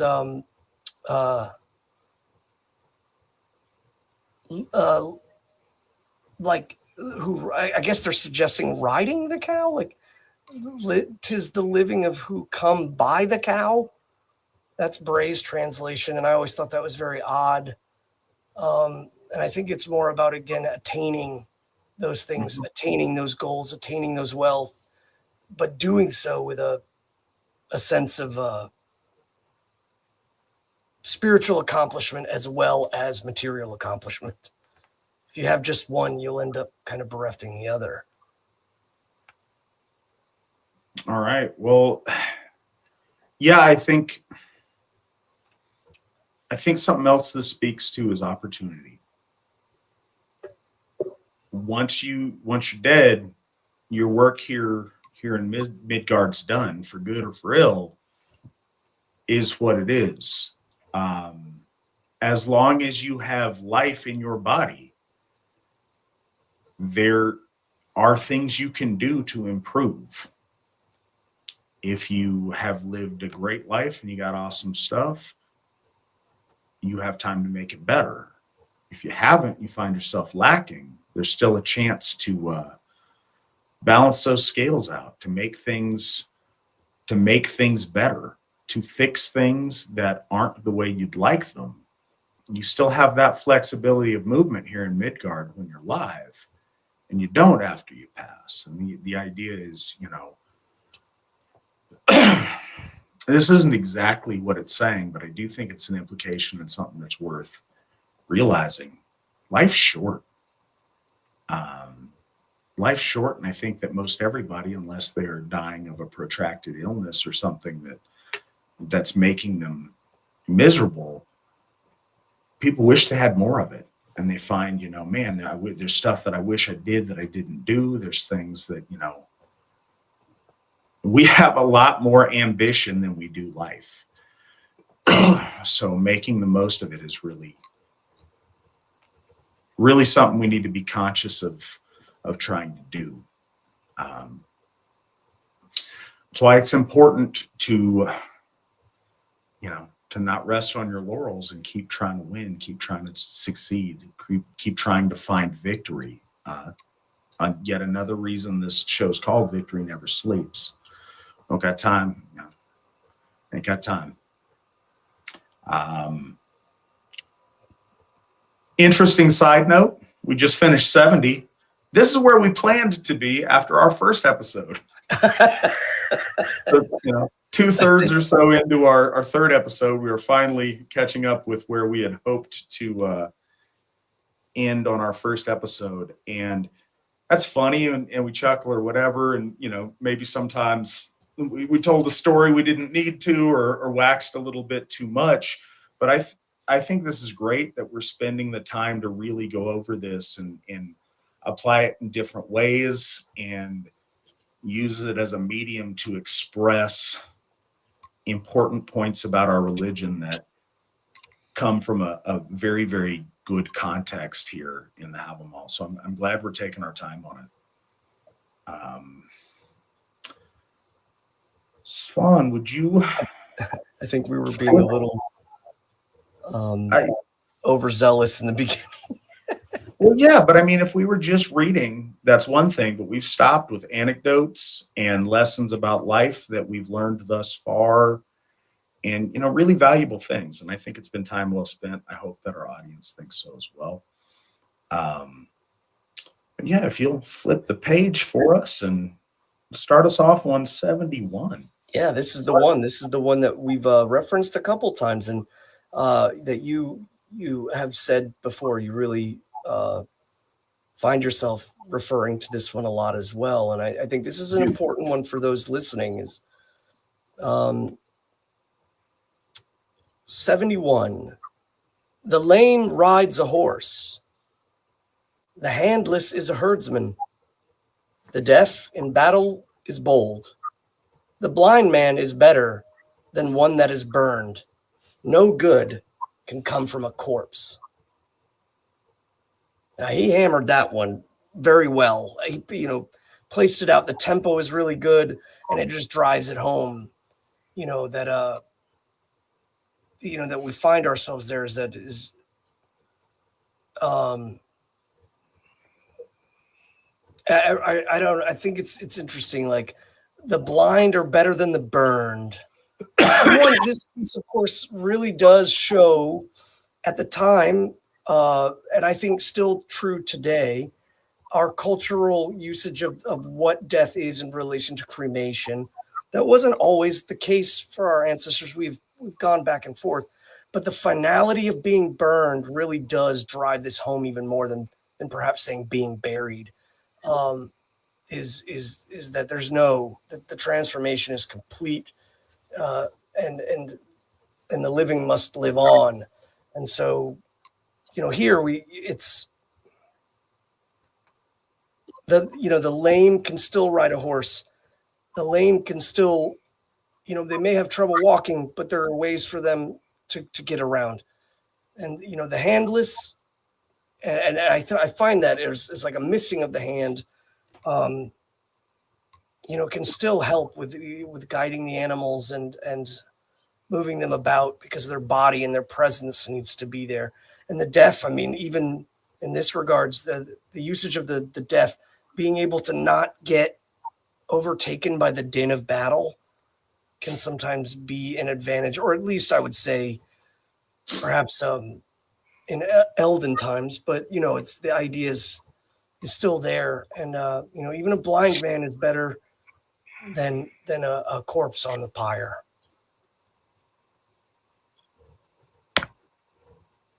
Yeah, I mean, I think we hit on a lot of this in the last stanza, but this one I go to a lot because, again, it's easy to feel useless in one or more areas, especially if you are disabled in some way or you've suffered some kind of loss. Very often when we suffer loss, all we can see is what we lost and what we wish we had.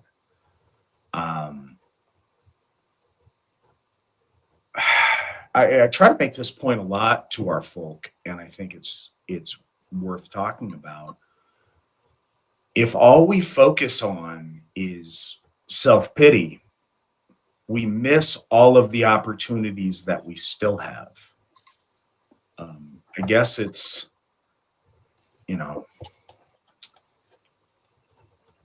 trying to think of the analogy, but we are not made whole by complaining about that which we lost or which we wish we had that we don't. Some of it just is, but we can focus on the things that are in front of us that we can accomplish. Those things are many. There's people that are able to, and this comes a lot because in leading the AFA, we have all different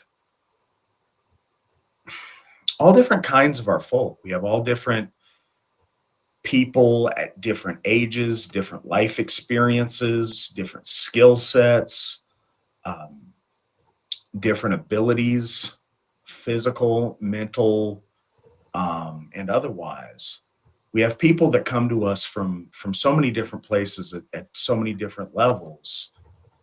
All of those people can contribute in a valuable way to the success of our folk, to the success of our faith, and to building something glorious for our gods and for our descendants to have in the future. The challenge is finding what ways those are and then applying it. Part of the soul sickness that afflicts our people so much is a mourning for what we don't have that we feel we should, and a resentment at what we perceive others have taken from us, instead of an empowerment of what we have and how we can make the best of what we have and how we can take the best advantage of the circumstances presented to us. And crying over spilt milk helps absolutely zero of us. Focusing on what is within our grasp and making little victories where we can, that's what moves us forward. And I think it's really important.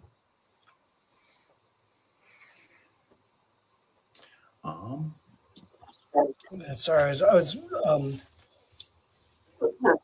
this next one, looking at some of the Old Norse to his translations was just throwing me for a loop on this one. 72. A son is better, though late he is born, and his father to death have fared. Memory stones seldom stand by the road, save when kinsmen honor his kin. And I think I was just looking at some of the Old Norse, but so the first part, a son is good. A son is good, or a son is best or better. To be born than to never be born at all. It is good to leave a legacy, or to have someone to carry on the honor and the name, even though his father is his dead past, before he's fully an adult. And it's memory stones are, seldom raised by strangers. And so I think this one really lends to a key component in our faith about,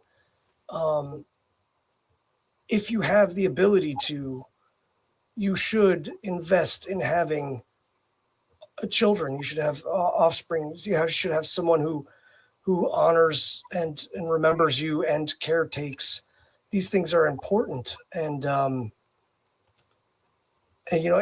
especially here, clearly, our society and the keeping of the name by the son is so important in our culture, this is what it's focusing on. But I also think of just children in general, be they a son or a daughter. It's best to have them later than never, because the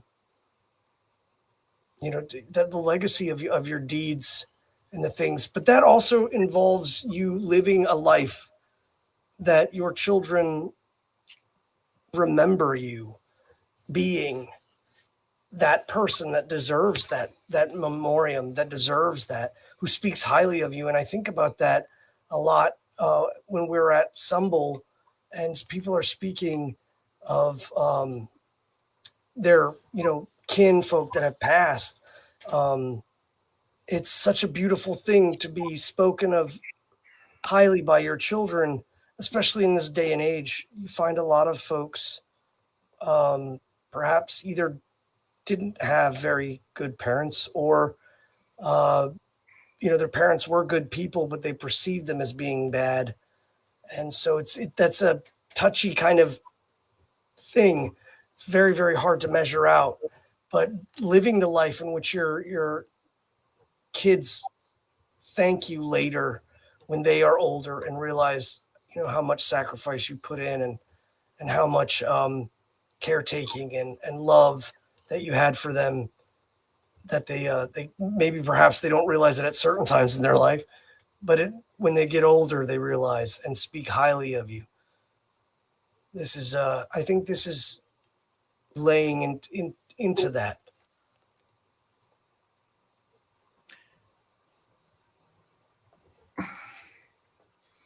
I think,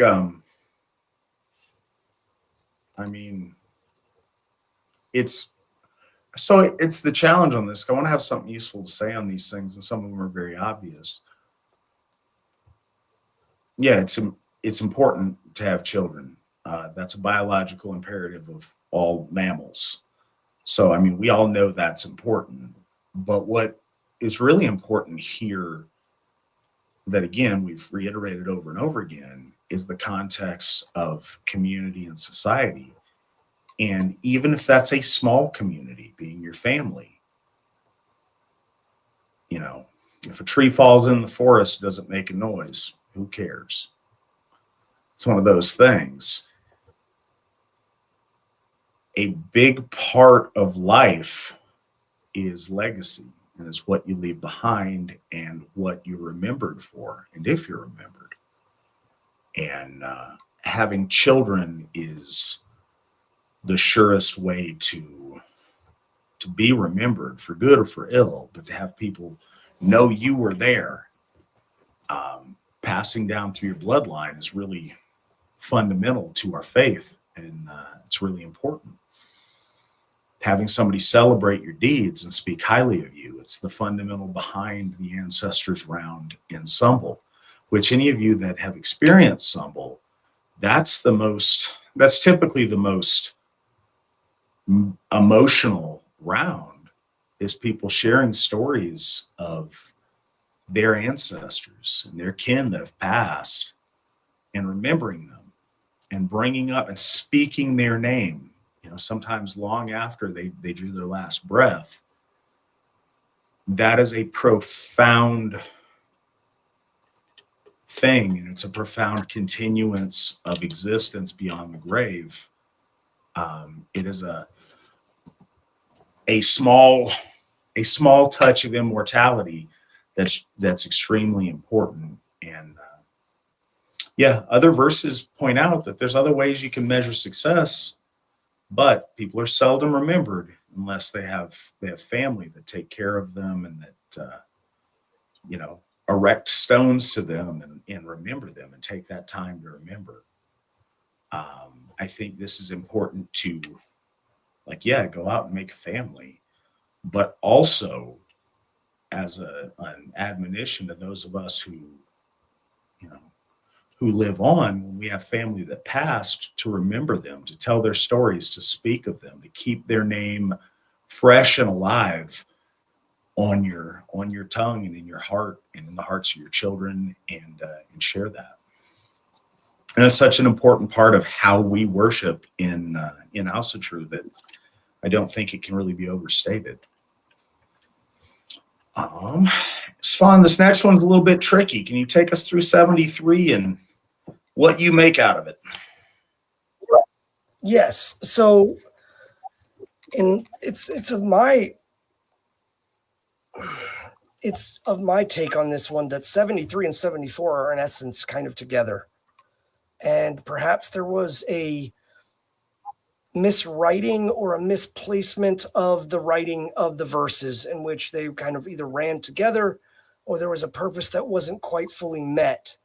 The first one, 73, can be read by itself, but I think it lends to 74, and I'll explain. So 73, just by itself, on its lonesome, is that the two make a battle, the tongue slays the head. In each furry coat, a fist I look for. So this is often in the translation here, that there is two warriors, or there are two that battle each other. So it doesn't necessarily say like lords or something. If you look at certain translations, it just says that there are two that often make battle. It is the tongue that slays the head, or at least in this sense, the foolishness outspeaks the wisdom. And in each cloak, or each under the cloak, or in the pockets of the people around you, there could be a fist balling up. And that means that, in essence, you're speaking your own doom, creating enemies when you're using your tongue outside of the breadth of your wisdom. And so there's a warning to that, but I think this kind of, again, leans into 74 as well. But by itself right there, you could just simply read it at that. But the fact that it's simply two lines, and there's no, it seems so out of place with no additional, is I'm wondering if there was, again, like a skipping or a miswriting, or a piece of it at least being lost. And so it was like, well, we're just going to write what we have. But if you look at 74, he welcomes the night whose fare is enough. Short are the yards of a ship. Uneasy are autumn nights. Full oft does the weather change in a week, and more in a month's time.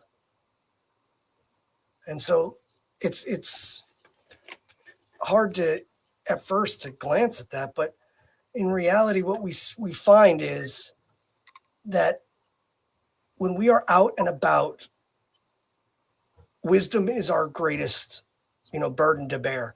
Wisdom is the greatest thing that we have with us. And oftentimes, if we outspeak our wisdom, we make enemies. And you can't make enemies sometimes when you're out in the night, when you're out in the dark, when you have very little shelter.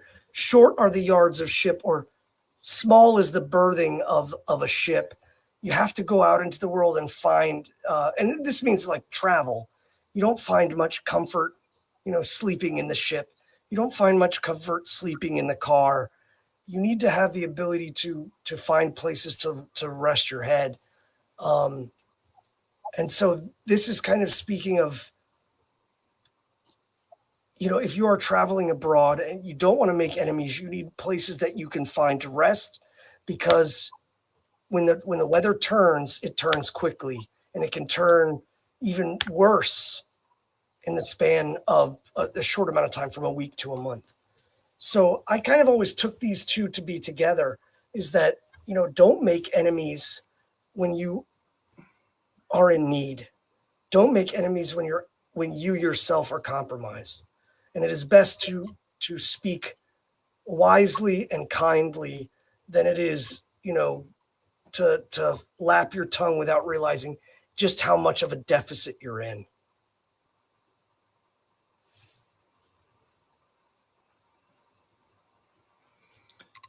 Yeah, I think this sets a tone and goes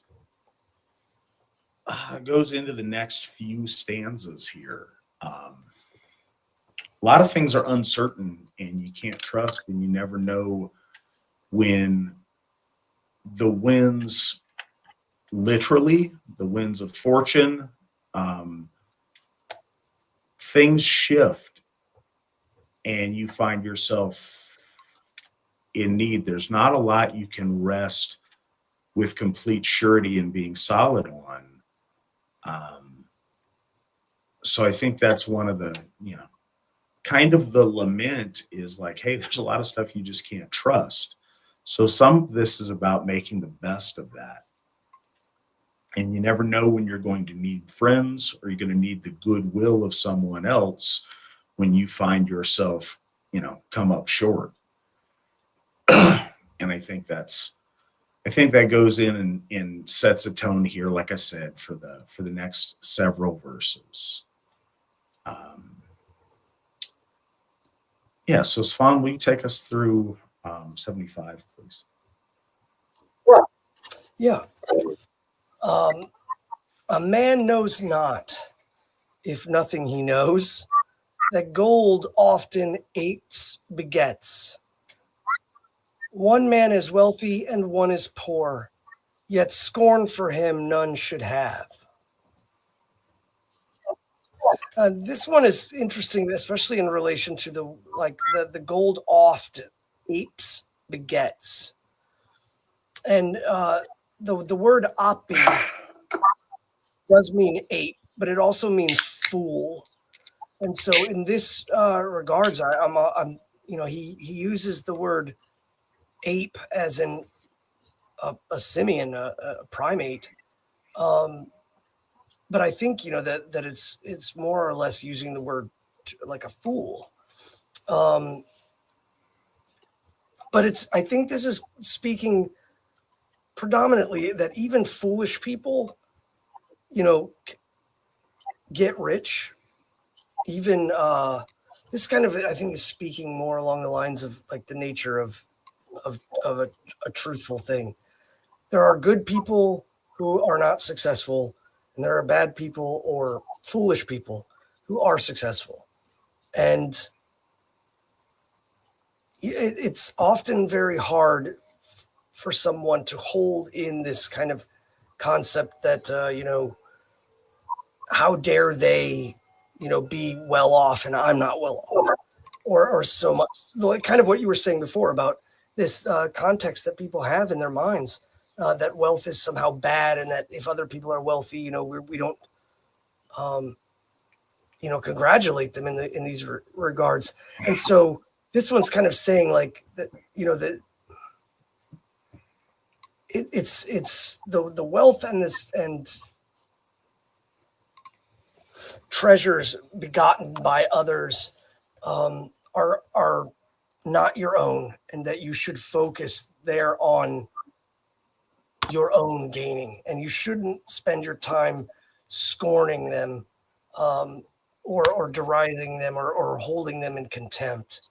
And this one's kind of, I think, having a funny sense, is like, sometimes wealth is a fickle thing, and it falls in the laps of people who you just wonder how they're doing so well. But fortune is a fickle thing, and it could be lost by a fool in a moment. So you can't hold in your head this idea that somehow they're deserving of scorn. It can be simply a moment, and that you should focus on yourself and what you're attaining. It's not wasting your time comparing yourselves to others. See, that's another one of these where it's interesting to me because Svan and I will come at the same thing from different directions. Yeah, wealth is uncertain, um, just like the other things alluded to earlier in life, like the weather or whatever. I think these stanzas are teaching us that life is not fair, um, and it never will be. It never has been. It never will be. Lamenting that and losing sleep about that's a waste of your time. But the last part, about not scorning them, about how wealth can come and go, I take that for like, hey, don't look down on poor folks because you don't know where they came from or what their situation is. Don't look down at people that appear lowly because they're poor at the moment. Because shoot, last year they could have been rich. You don't know. Um, life life is fickle, and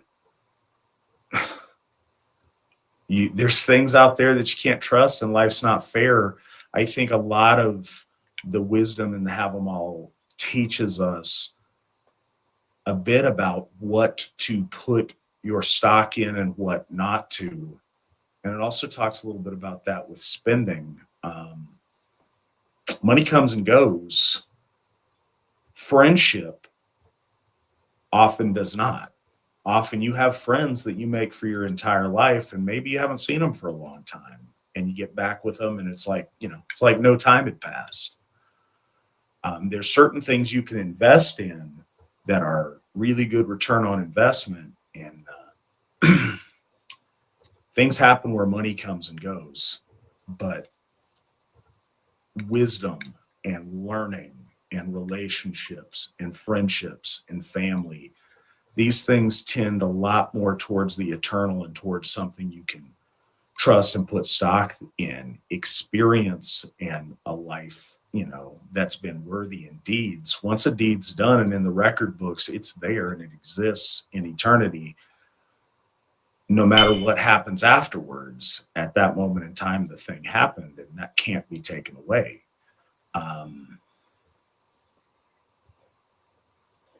It's one of those things. People always save up, and nobody's saying don't save your money. I get that, but balancing things out to where maybe you have a bunch of money now, and next year you invest and stocks go bad, or a thief comes and takes the things that you have. A good life and accomplishments and deeds are things they can't take from you. A well-tended friendship with a worthy person is something that can last a lifetime. Sons to remember you. I mean, these are things that are worthy of putting your stock in. So a lot of this is caution of things to place too much trust in, and that's kind of a theme throughout the Hávamál, is things to trust and things not to trust. So making good pace on that. This next page that we're about to flip has, I would say, the most commonly, not quite there yet. I'm jumping ahead of myself. Let's go ahead and read 76, if you would. Right. So, among Fitjung's sons saw I well-stocked folds.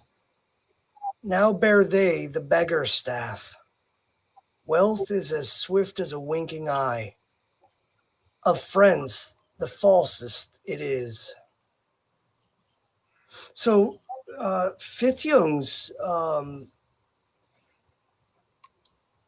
sons, I am unprepared.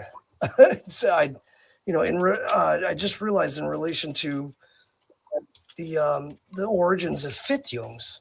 I mean, the passage is clear about wealth being, fickle, but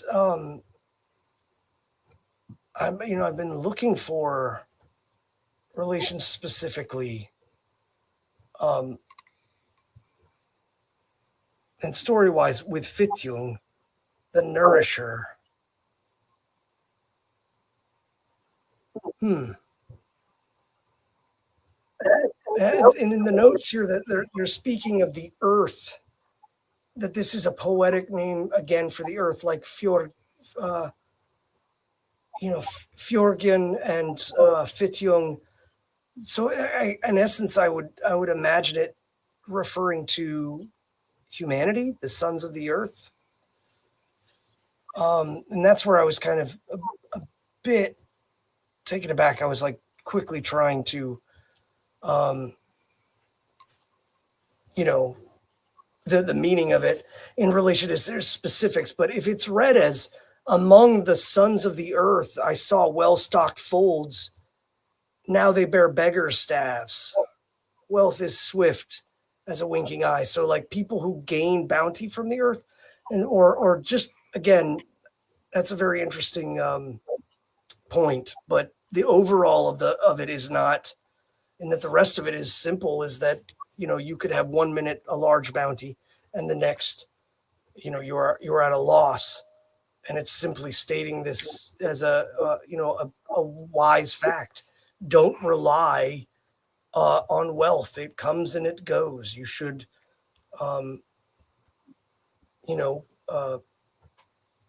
not be taken about if you lose wealth. You shouldn't lose all hope. But at the same time, if you gain great wealth, you should remember that it's flowing and it can flow. So, bear that in mind and take that into account when you do things.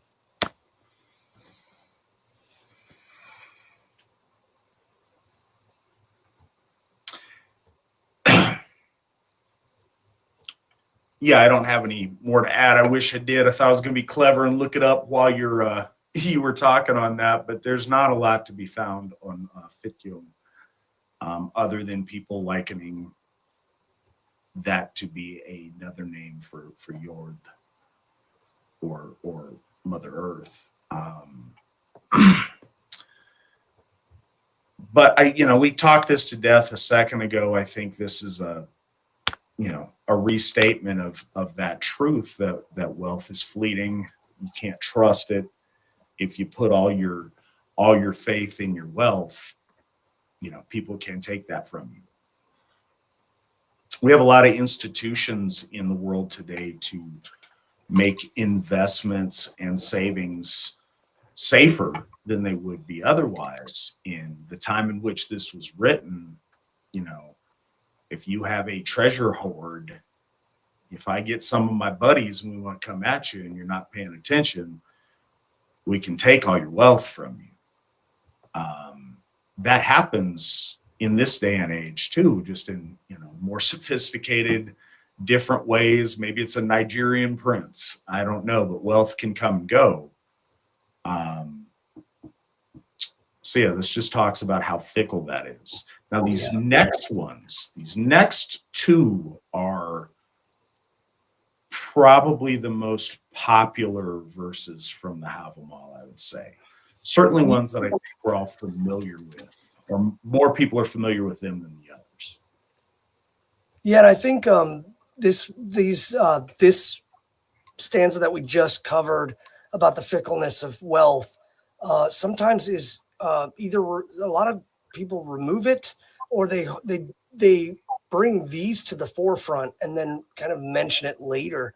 And so these next three, or the stanza we just covered in the next two, are kind of often thrown about. If people are looking at other translations, they might see that. I know in the two that I'm looking at right now, they were kind of flipped. That's just interesting. Yes, so 77. Cattle die, and kinsmen die, and so one dies oneself. But a noble name will never die, if good renown one gains, or one gets, excuse me. Yes, this one is and 78 are clear to and concise. And I think everyone here that's been around in Can Asatru. you go ahead and just read 78? Because I think they pair together and we might as well speak about them as one thing. Yeah, and again, the usage of them being doubled up, um, whether or not this was seen, and I think that things get shaky because the Hávamál is most likely 3 poems placed together. And what happens is during those jointing parts, they get a little mishmashy and flipped about. And I think that's what's kind of going on here. But yeah, so we have 77, which cattle die and kinsmen die. And so one dies oneself, but a noble name will never die. If good renown one gets. And 78, cattle die and kinsmen die. And so one dies oneself. One thing now that never dies, the fame of a dead man's deeds. That one is just right. It's like the first one is a little bit choppy in the way that it sounds. That second one is perfect. Yes, and most folks do quote this as money can fall out on you because remember, cattle dying is wealth can fall, and your friends and kinfolk could suddenly pass on you, and you have no one to help. And we too ourselves one day will fall and take her road.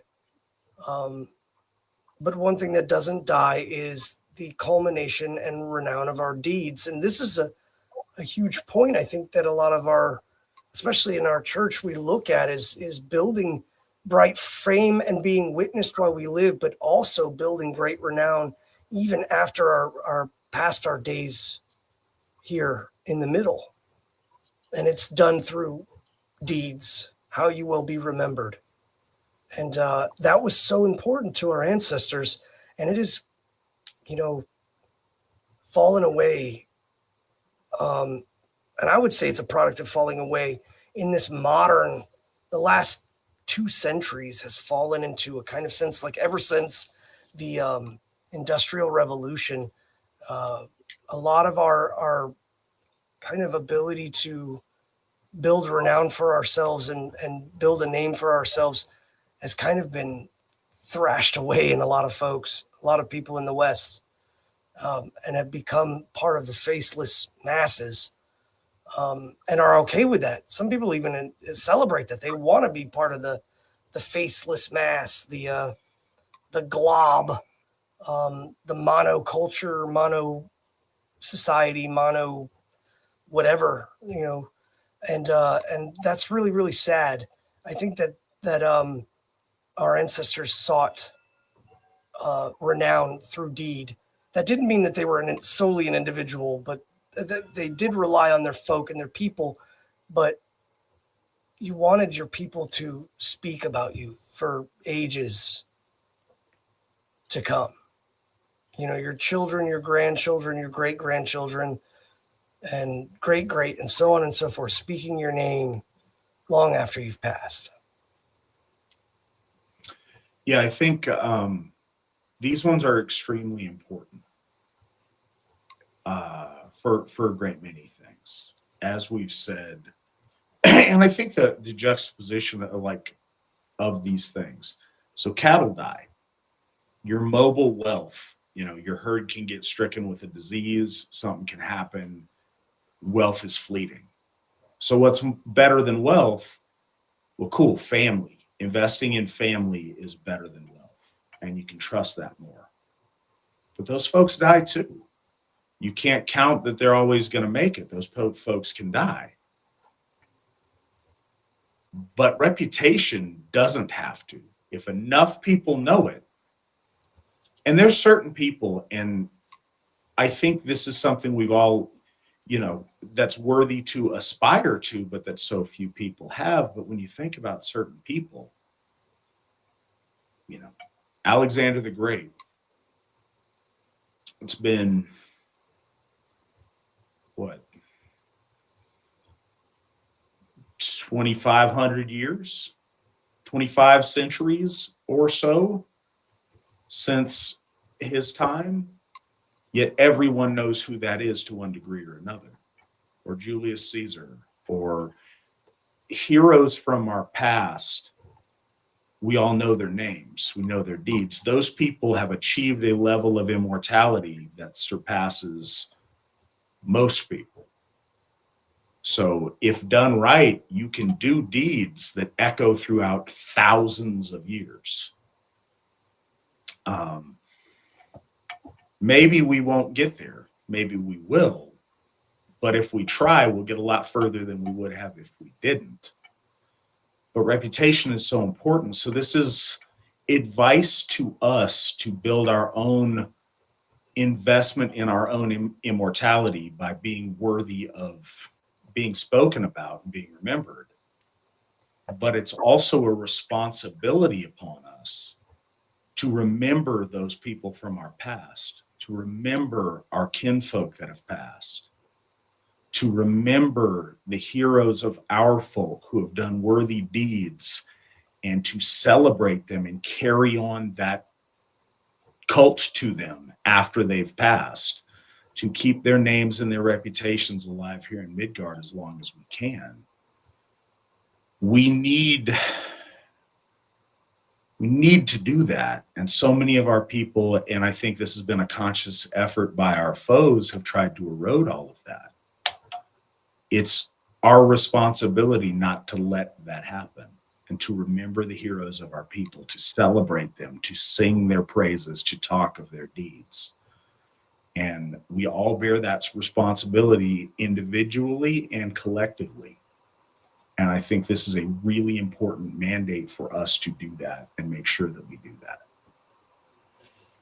I was wondering if that would be a good place for us to stop off, because I have some interesting, I want to try some stuff as far as translations go for the preceding verses from here on out, because now we're starting to shift towards. Okay. As long as Nick can remember, because it's not at a page break. So yeah, I think that's a good place for us to stop. We are through 78. Please keep this remembered for next week, and next week we will start at 79.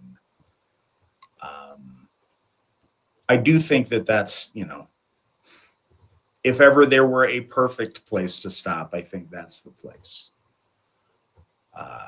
That said, we have a couple of questions to get to, and we also have another donation that just came in from Chris Lucat for $5. If one of our folk is rich, we should rejoice, not scorn. Absolutely. 100%. $5 from him. Thank you so much, Chris. And thank you, Rob. With that, I'm going to go back and see what stuff we missed. Can we put the link up for where Svan, or for instruction on Svan's spectacular tie? And it's something that I want to try to learn how to do too. What's that tie called, Svan? The Eldritch Knot. The Eldritch Knot. So let's all work on perfecting our Eldritch Knots. And I look forward to seeing folks at Ostaro with those. And maybe I can figure out how to do one myself. But no, that's fantastic. Bear in mind too, you use the entirety of the thinner piece to do it, so you only end up having one, which some people like because they don't like dealing with that, but it does make your tie kind of light, so a tie clip might be good as well. Well, and you got to calculate the length of it, but if you wear a vest, you can get away with your length not being exactly where you want it.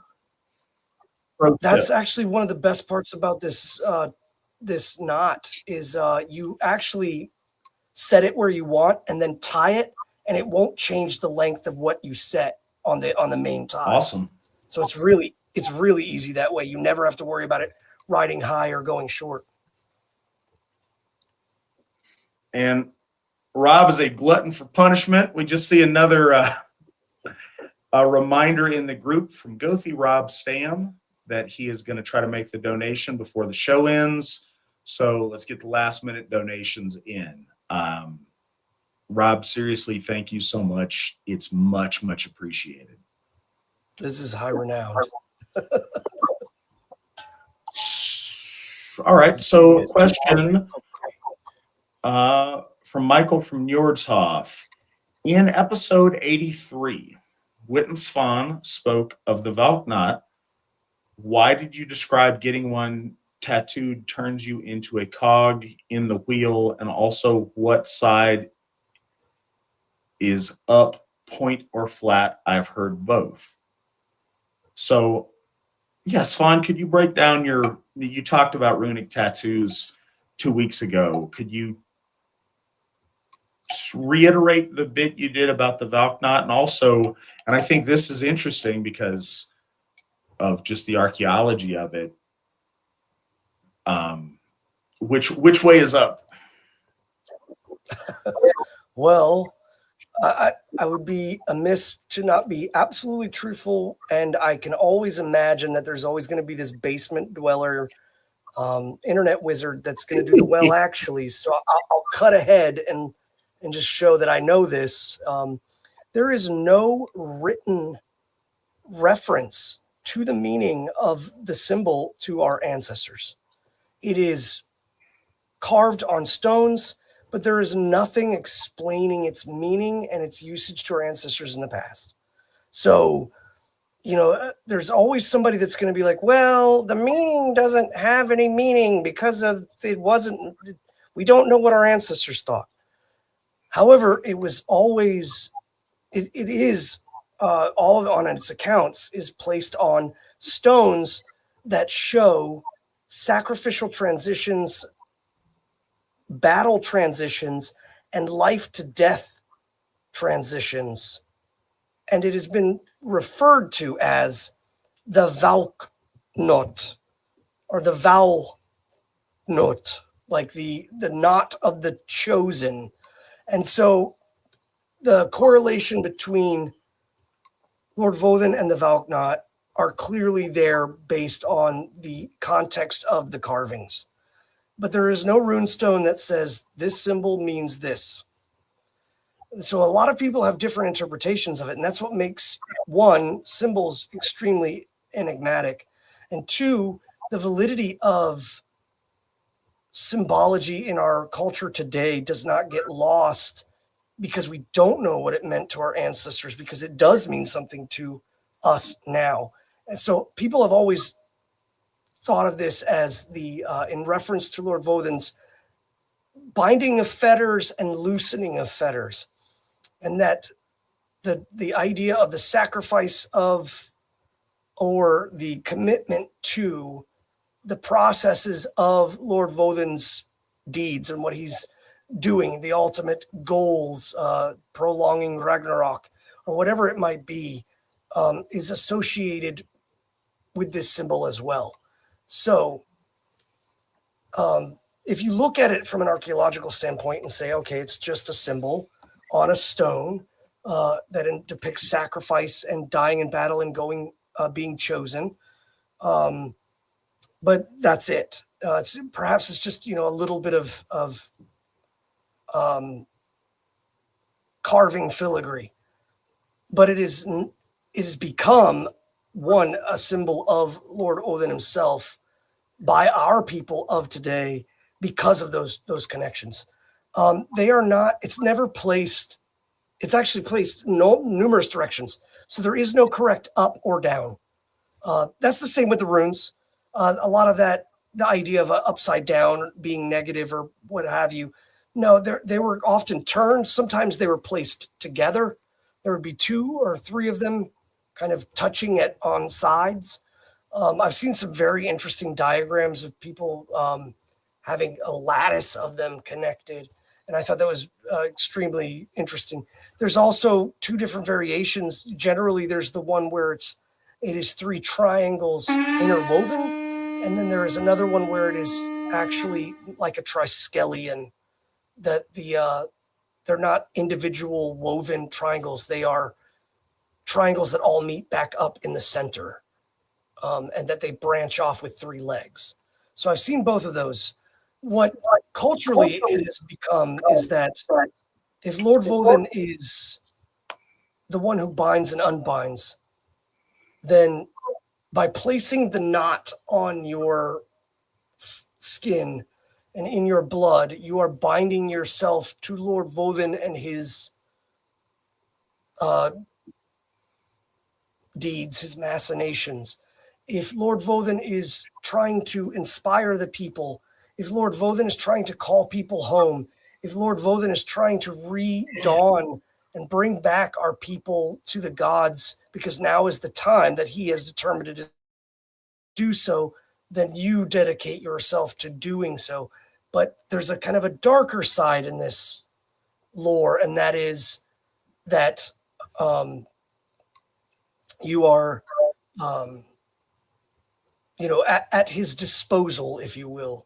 That whatever his, and it's always speaks of the ideas that when you make an oath with Lord Vothen, you cannot always be sure that it will benefit you.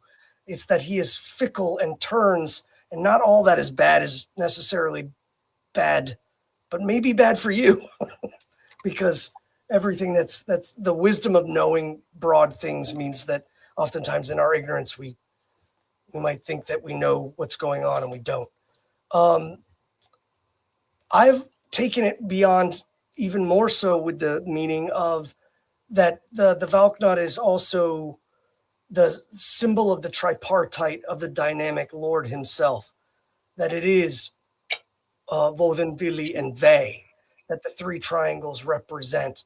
But a lot of people have counted the points, and that of course leads up to number 9 and could mean the 9 realms. I've seen some people interpret it as 3 separate tripartites, where they speak of Odin, Tyr, and Thor, and then they'll speak of in the middle they'll speak of the Jotuns and Jormungandr, and then below is I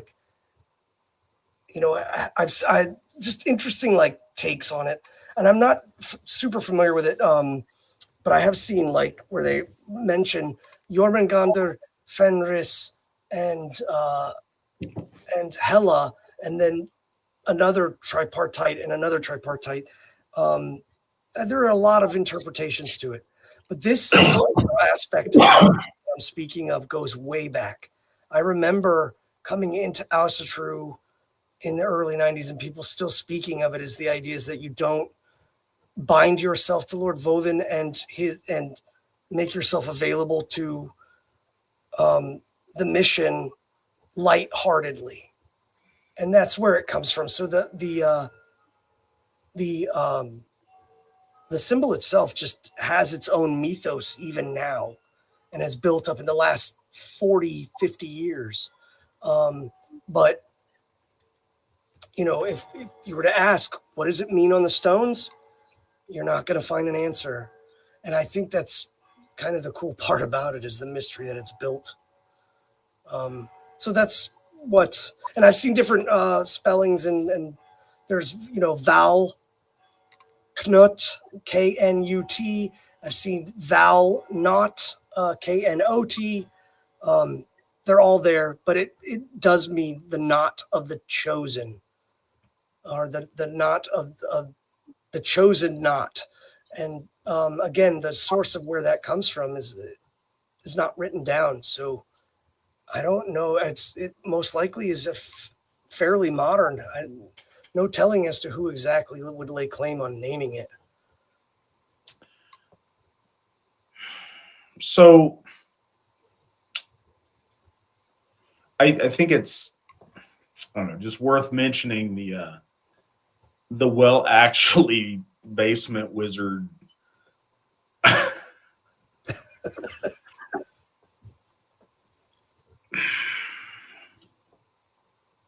So what do we do when we have a symbol that's clearly very powerful from our ancient past, but we don't have a record of exactly what was meant by it?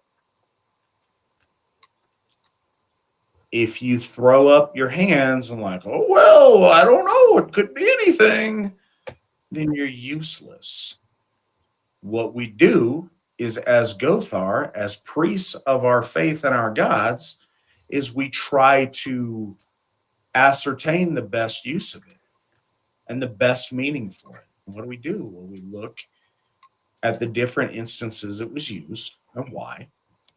We meditate on it, we pray on it, we compile the modern understanding of its use in the last 50 years, and we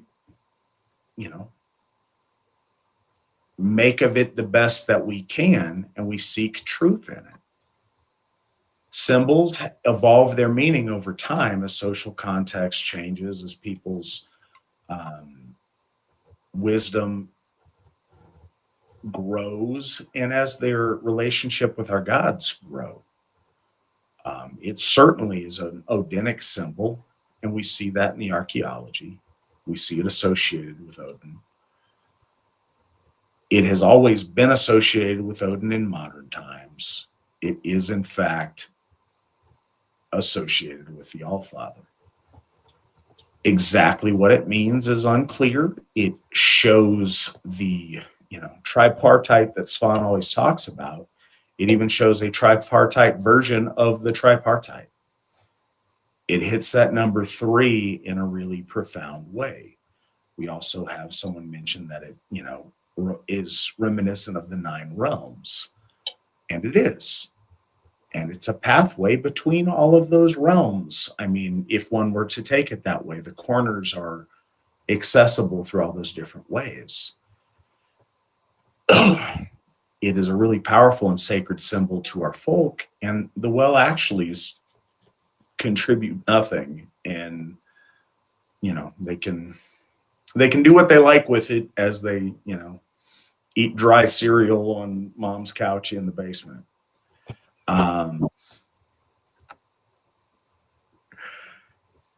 But the orientation, we've seen it at seen it sideways. Okay, if you think of it in a pyramid, kind of the point goes up way, we've seen that. We've seen it exactly the opposite of that. We've seen it sideways, and we've seen it diagonal. So we've seen it in most any orientation that you could make it in the archaeology. It's very widespread in its usage. So there's that.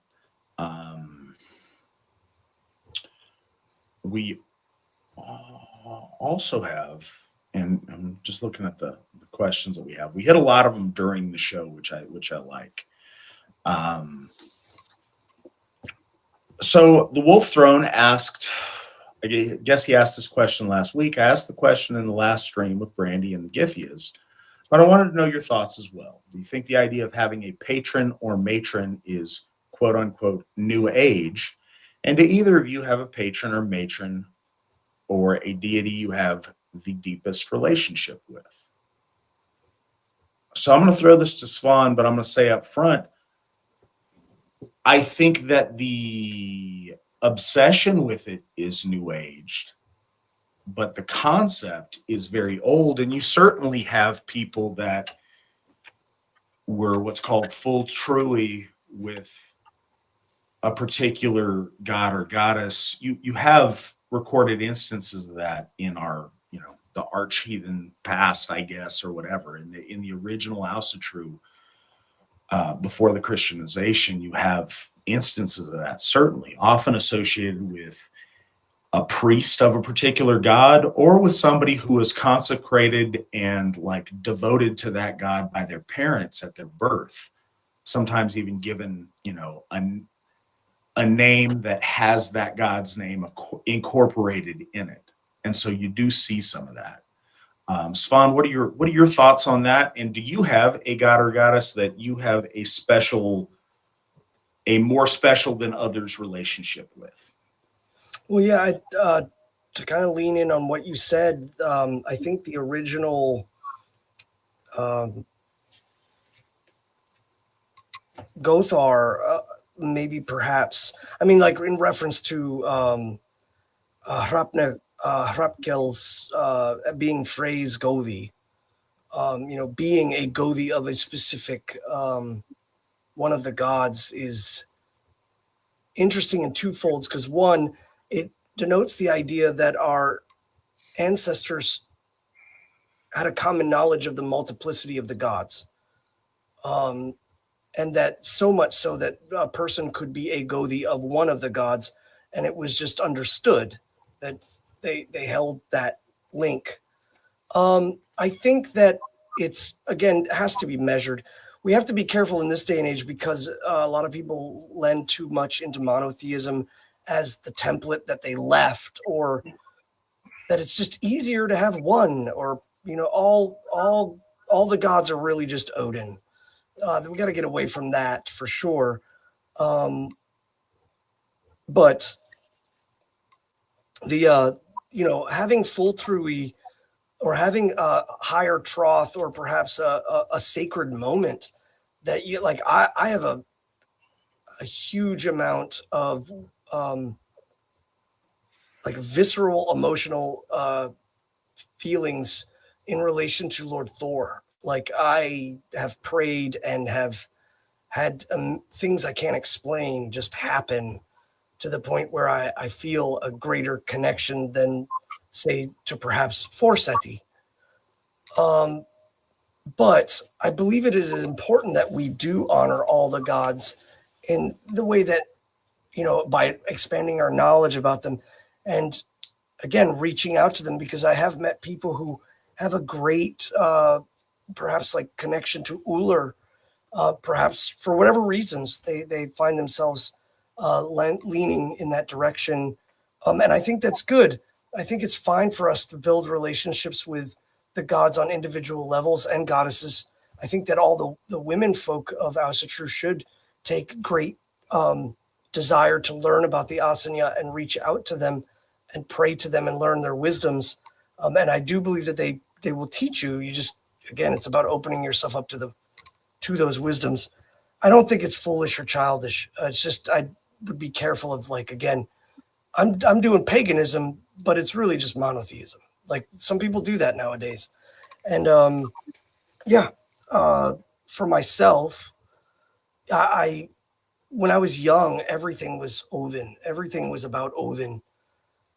And I had a profound experience in which I can't say that Odin didn't come down and say, hey, this. But I will say this much. After a long period of being out at night in a forest when I was very young, and I probably should not have been out there. I was not, nobody knew I was out there. And I was doing a ceremony to Odin in dedication. What I came back from that was, you cannot spurn the forest to praise but one tree. And that's what I got from that. The reason being is because there was a tree I specifically chose that looked like it was covered in eyes. And I was like, that's Odin's tree. I got to honor Odin at the Odin tree. And I really just like drove it. And then what I got from that was kind of like, hey, stop being so one-dimensional. You can't just gain the protection of the forest if you honor only one tree. And that's when I became a hard polytheistic practitioner. I got that placed into my head, and suddenly I understood I had to understand why Lord Woden was trying to stave off Ragnarok, and why all things in nature are in multiplicity, and why the gods are important, all of them. And so I moved to that. I moved to hold devotionals to all the gods and all the goddesses, and to memorize their names and to know their number, and bear that in, all in mind. And that was because of the multiplicity. So speak and build relationships with the gods, that they especially give unto you blessings, but never forget the whole. Never forget the kingdom of the gods, the asas themselves. Yeah. As I mentioned, it's not just a New Age thing. That certainly was the case in our ancestors' time. But sometimes sometimes exceptional circumstances are pointed out and shed light on because they are exceptional.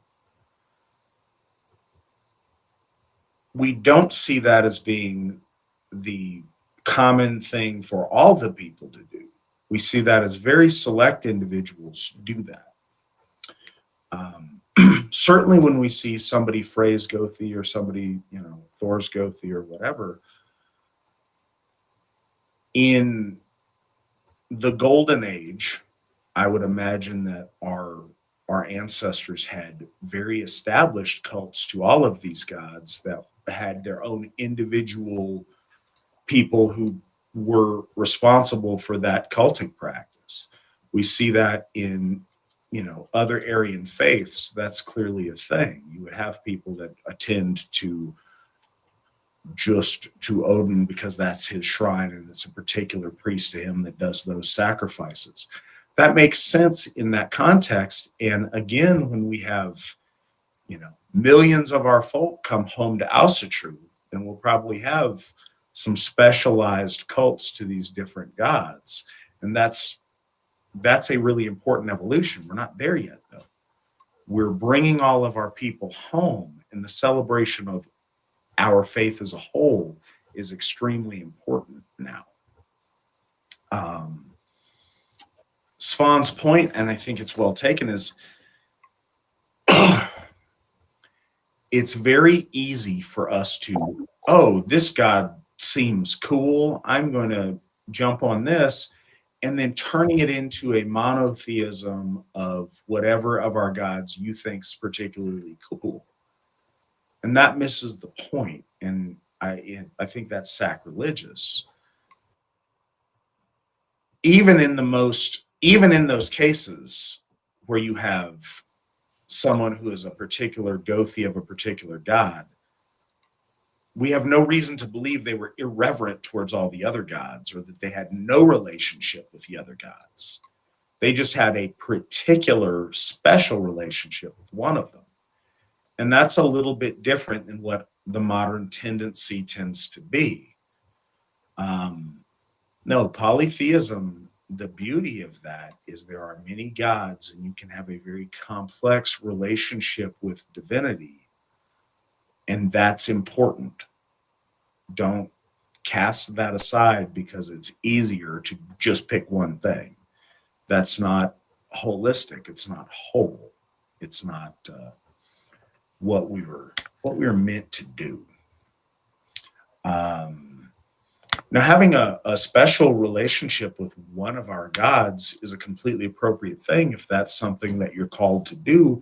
But I would again say that should be based on a real relationship with that God through prayer and offering and the gift cycle and building that, as opposed to just, I think this one's cool, that's what I'll do. But no, a great many of people have a special affinity for a particular god or goddess. And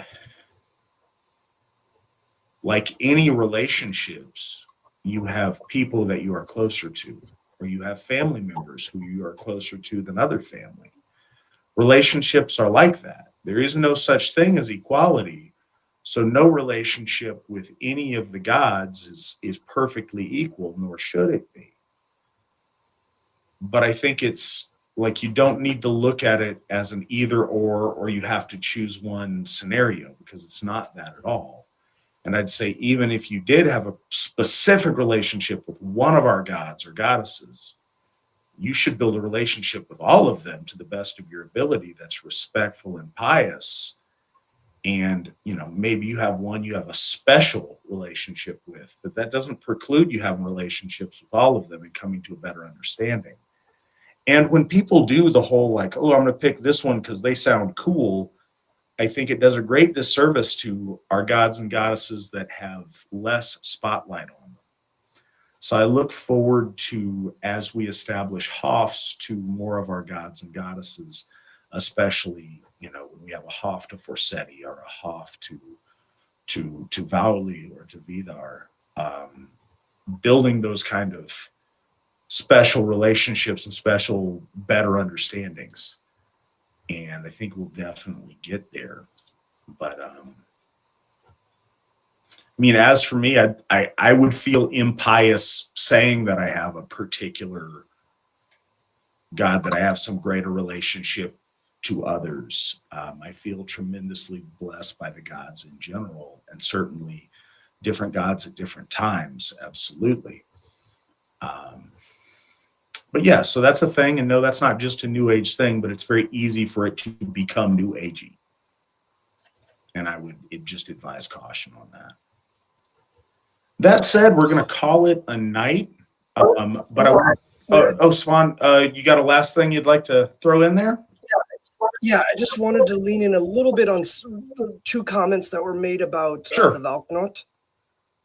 The one Ryan Orion spoke of, sometimes it's referred to as Hrungnir's heart, and that's because Hrungnir's heart is mentioned as having three sides or three corners.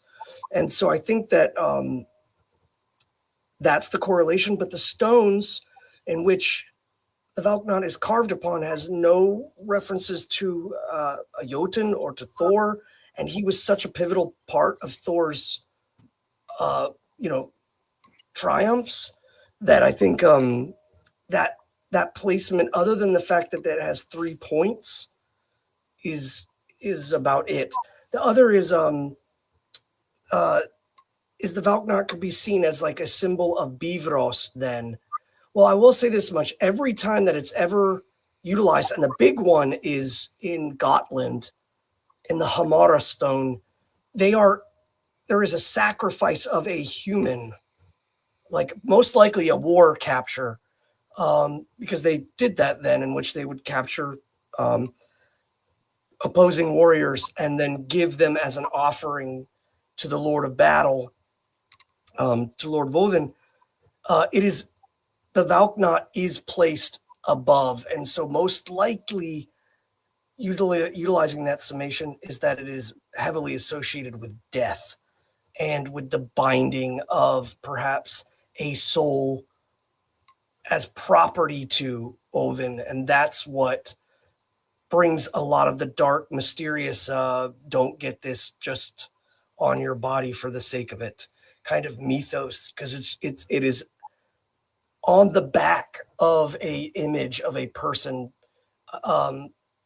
presumed to be being sacrificed to Lord of Odin. So that is a pretty, dark and mysterious thing, but that's as far as it being a pathway, I have done a ritual with the Valknot as a labyrinth, walking the Valknot and attaining 3 draughts from each of the corners, representing his attainment of the meat of poetry, and being guided in through a woman. That ritual is extremely powerful, and so you brought up the idea of it being a pathway.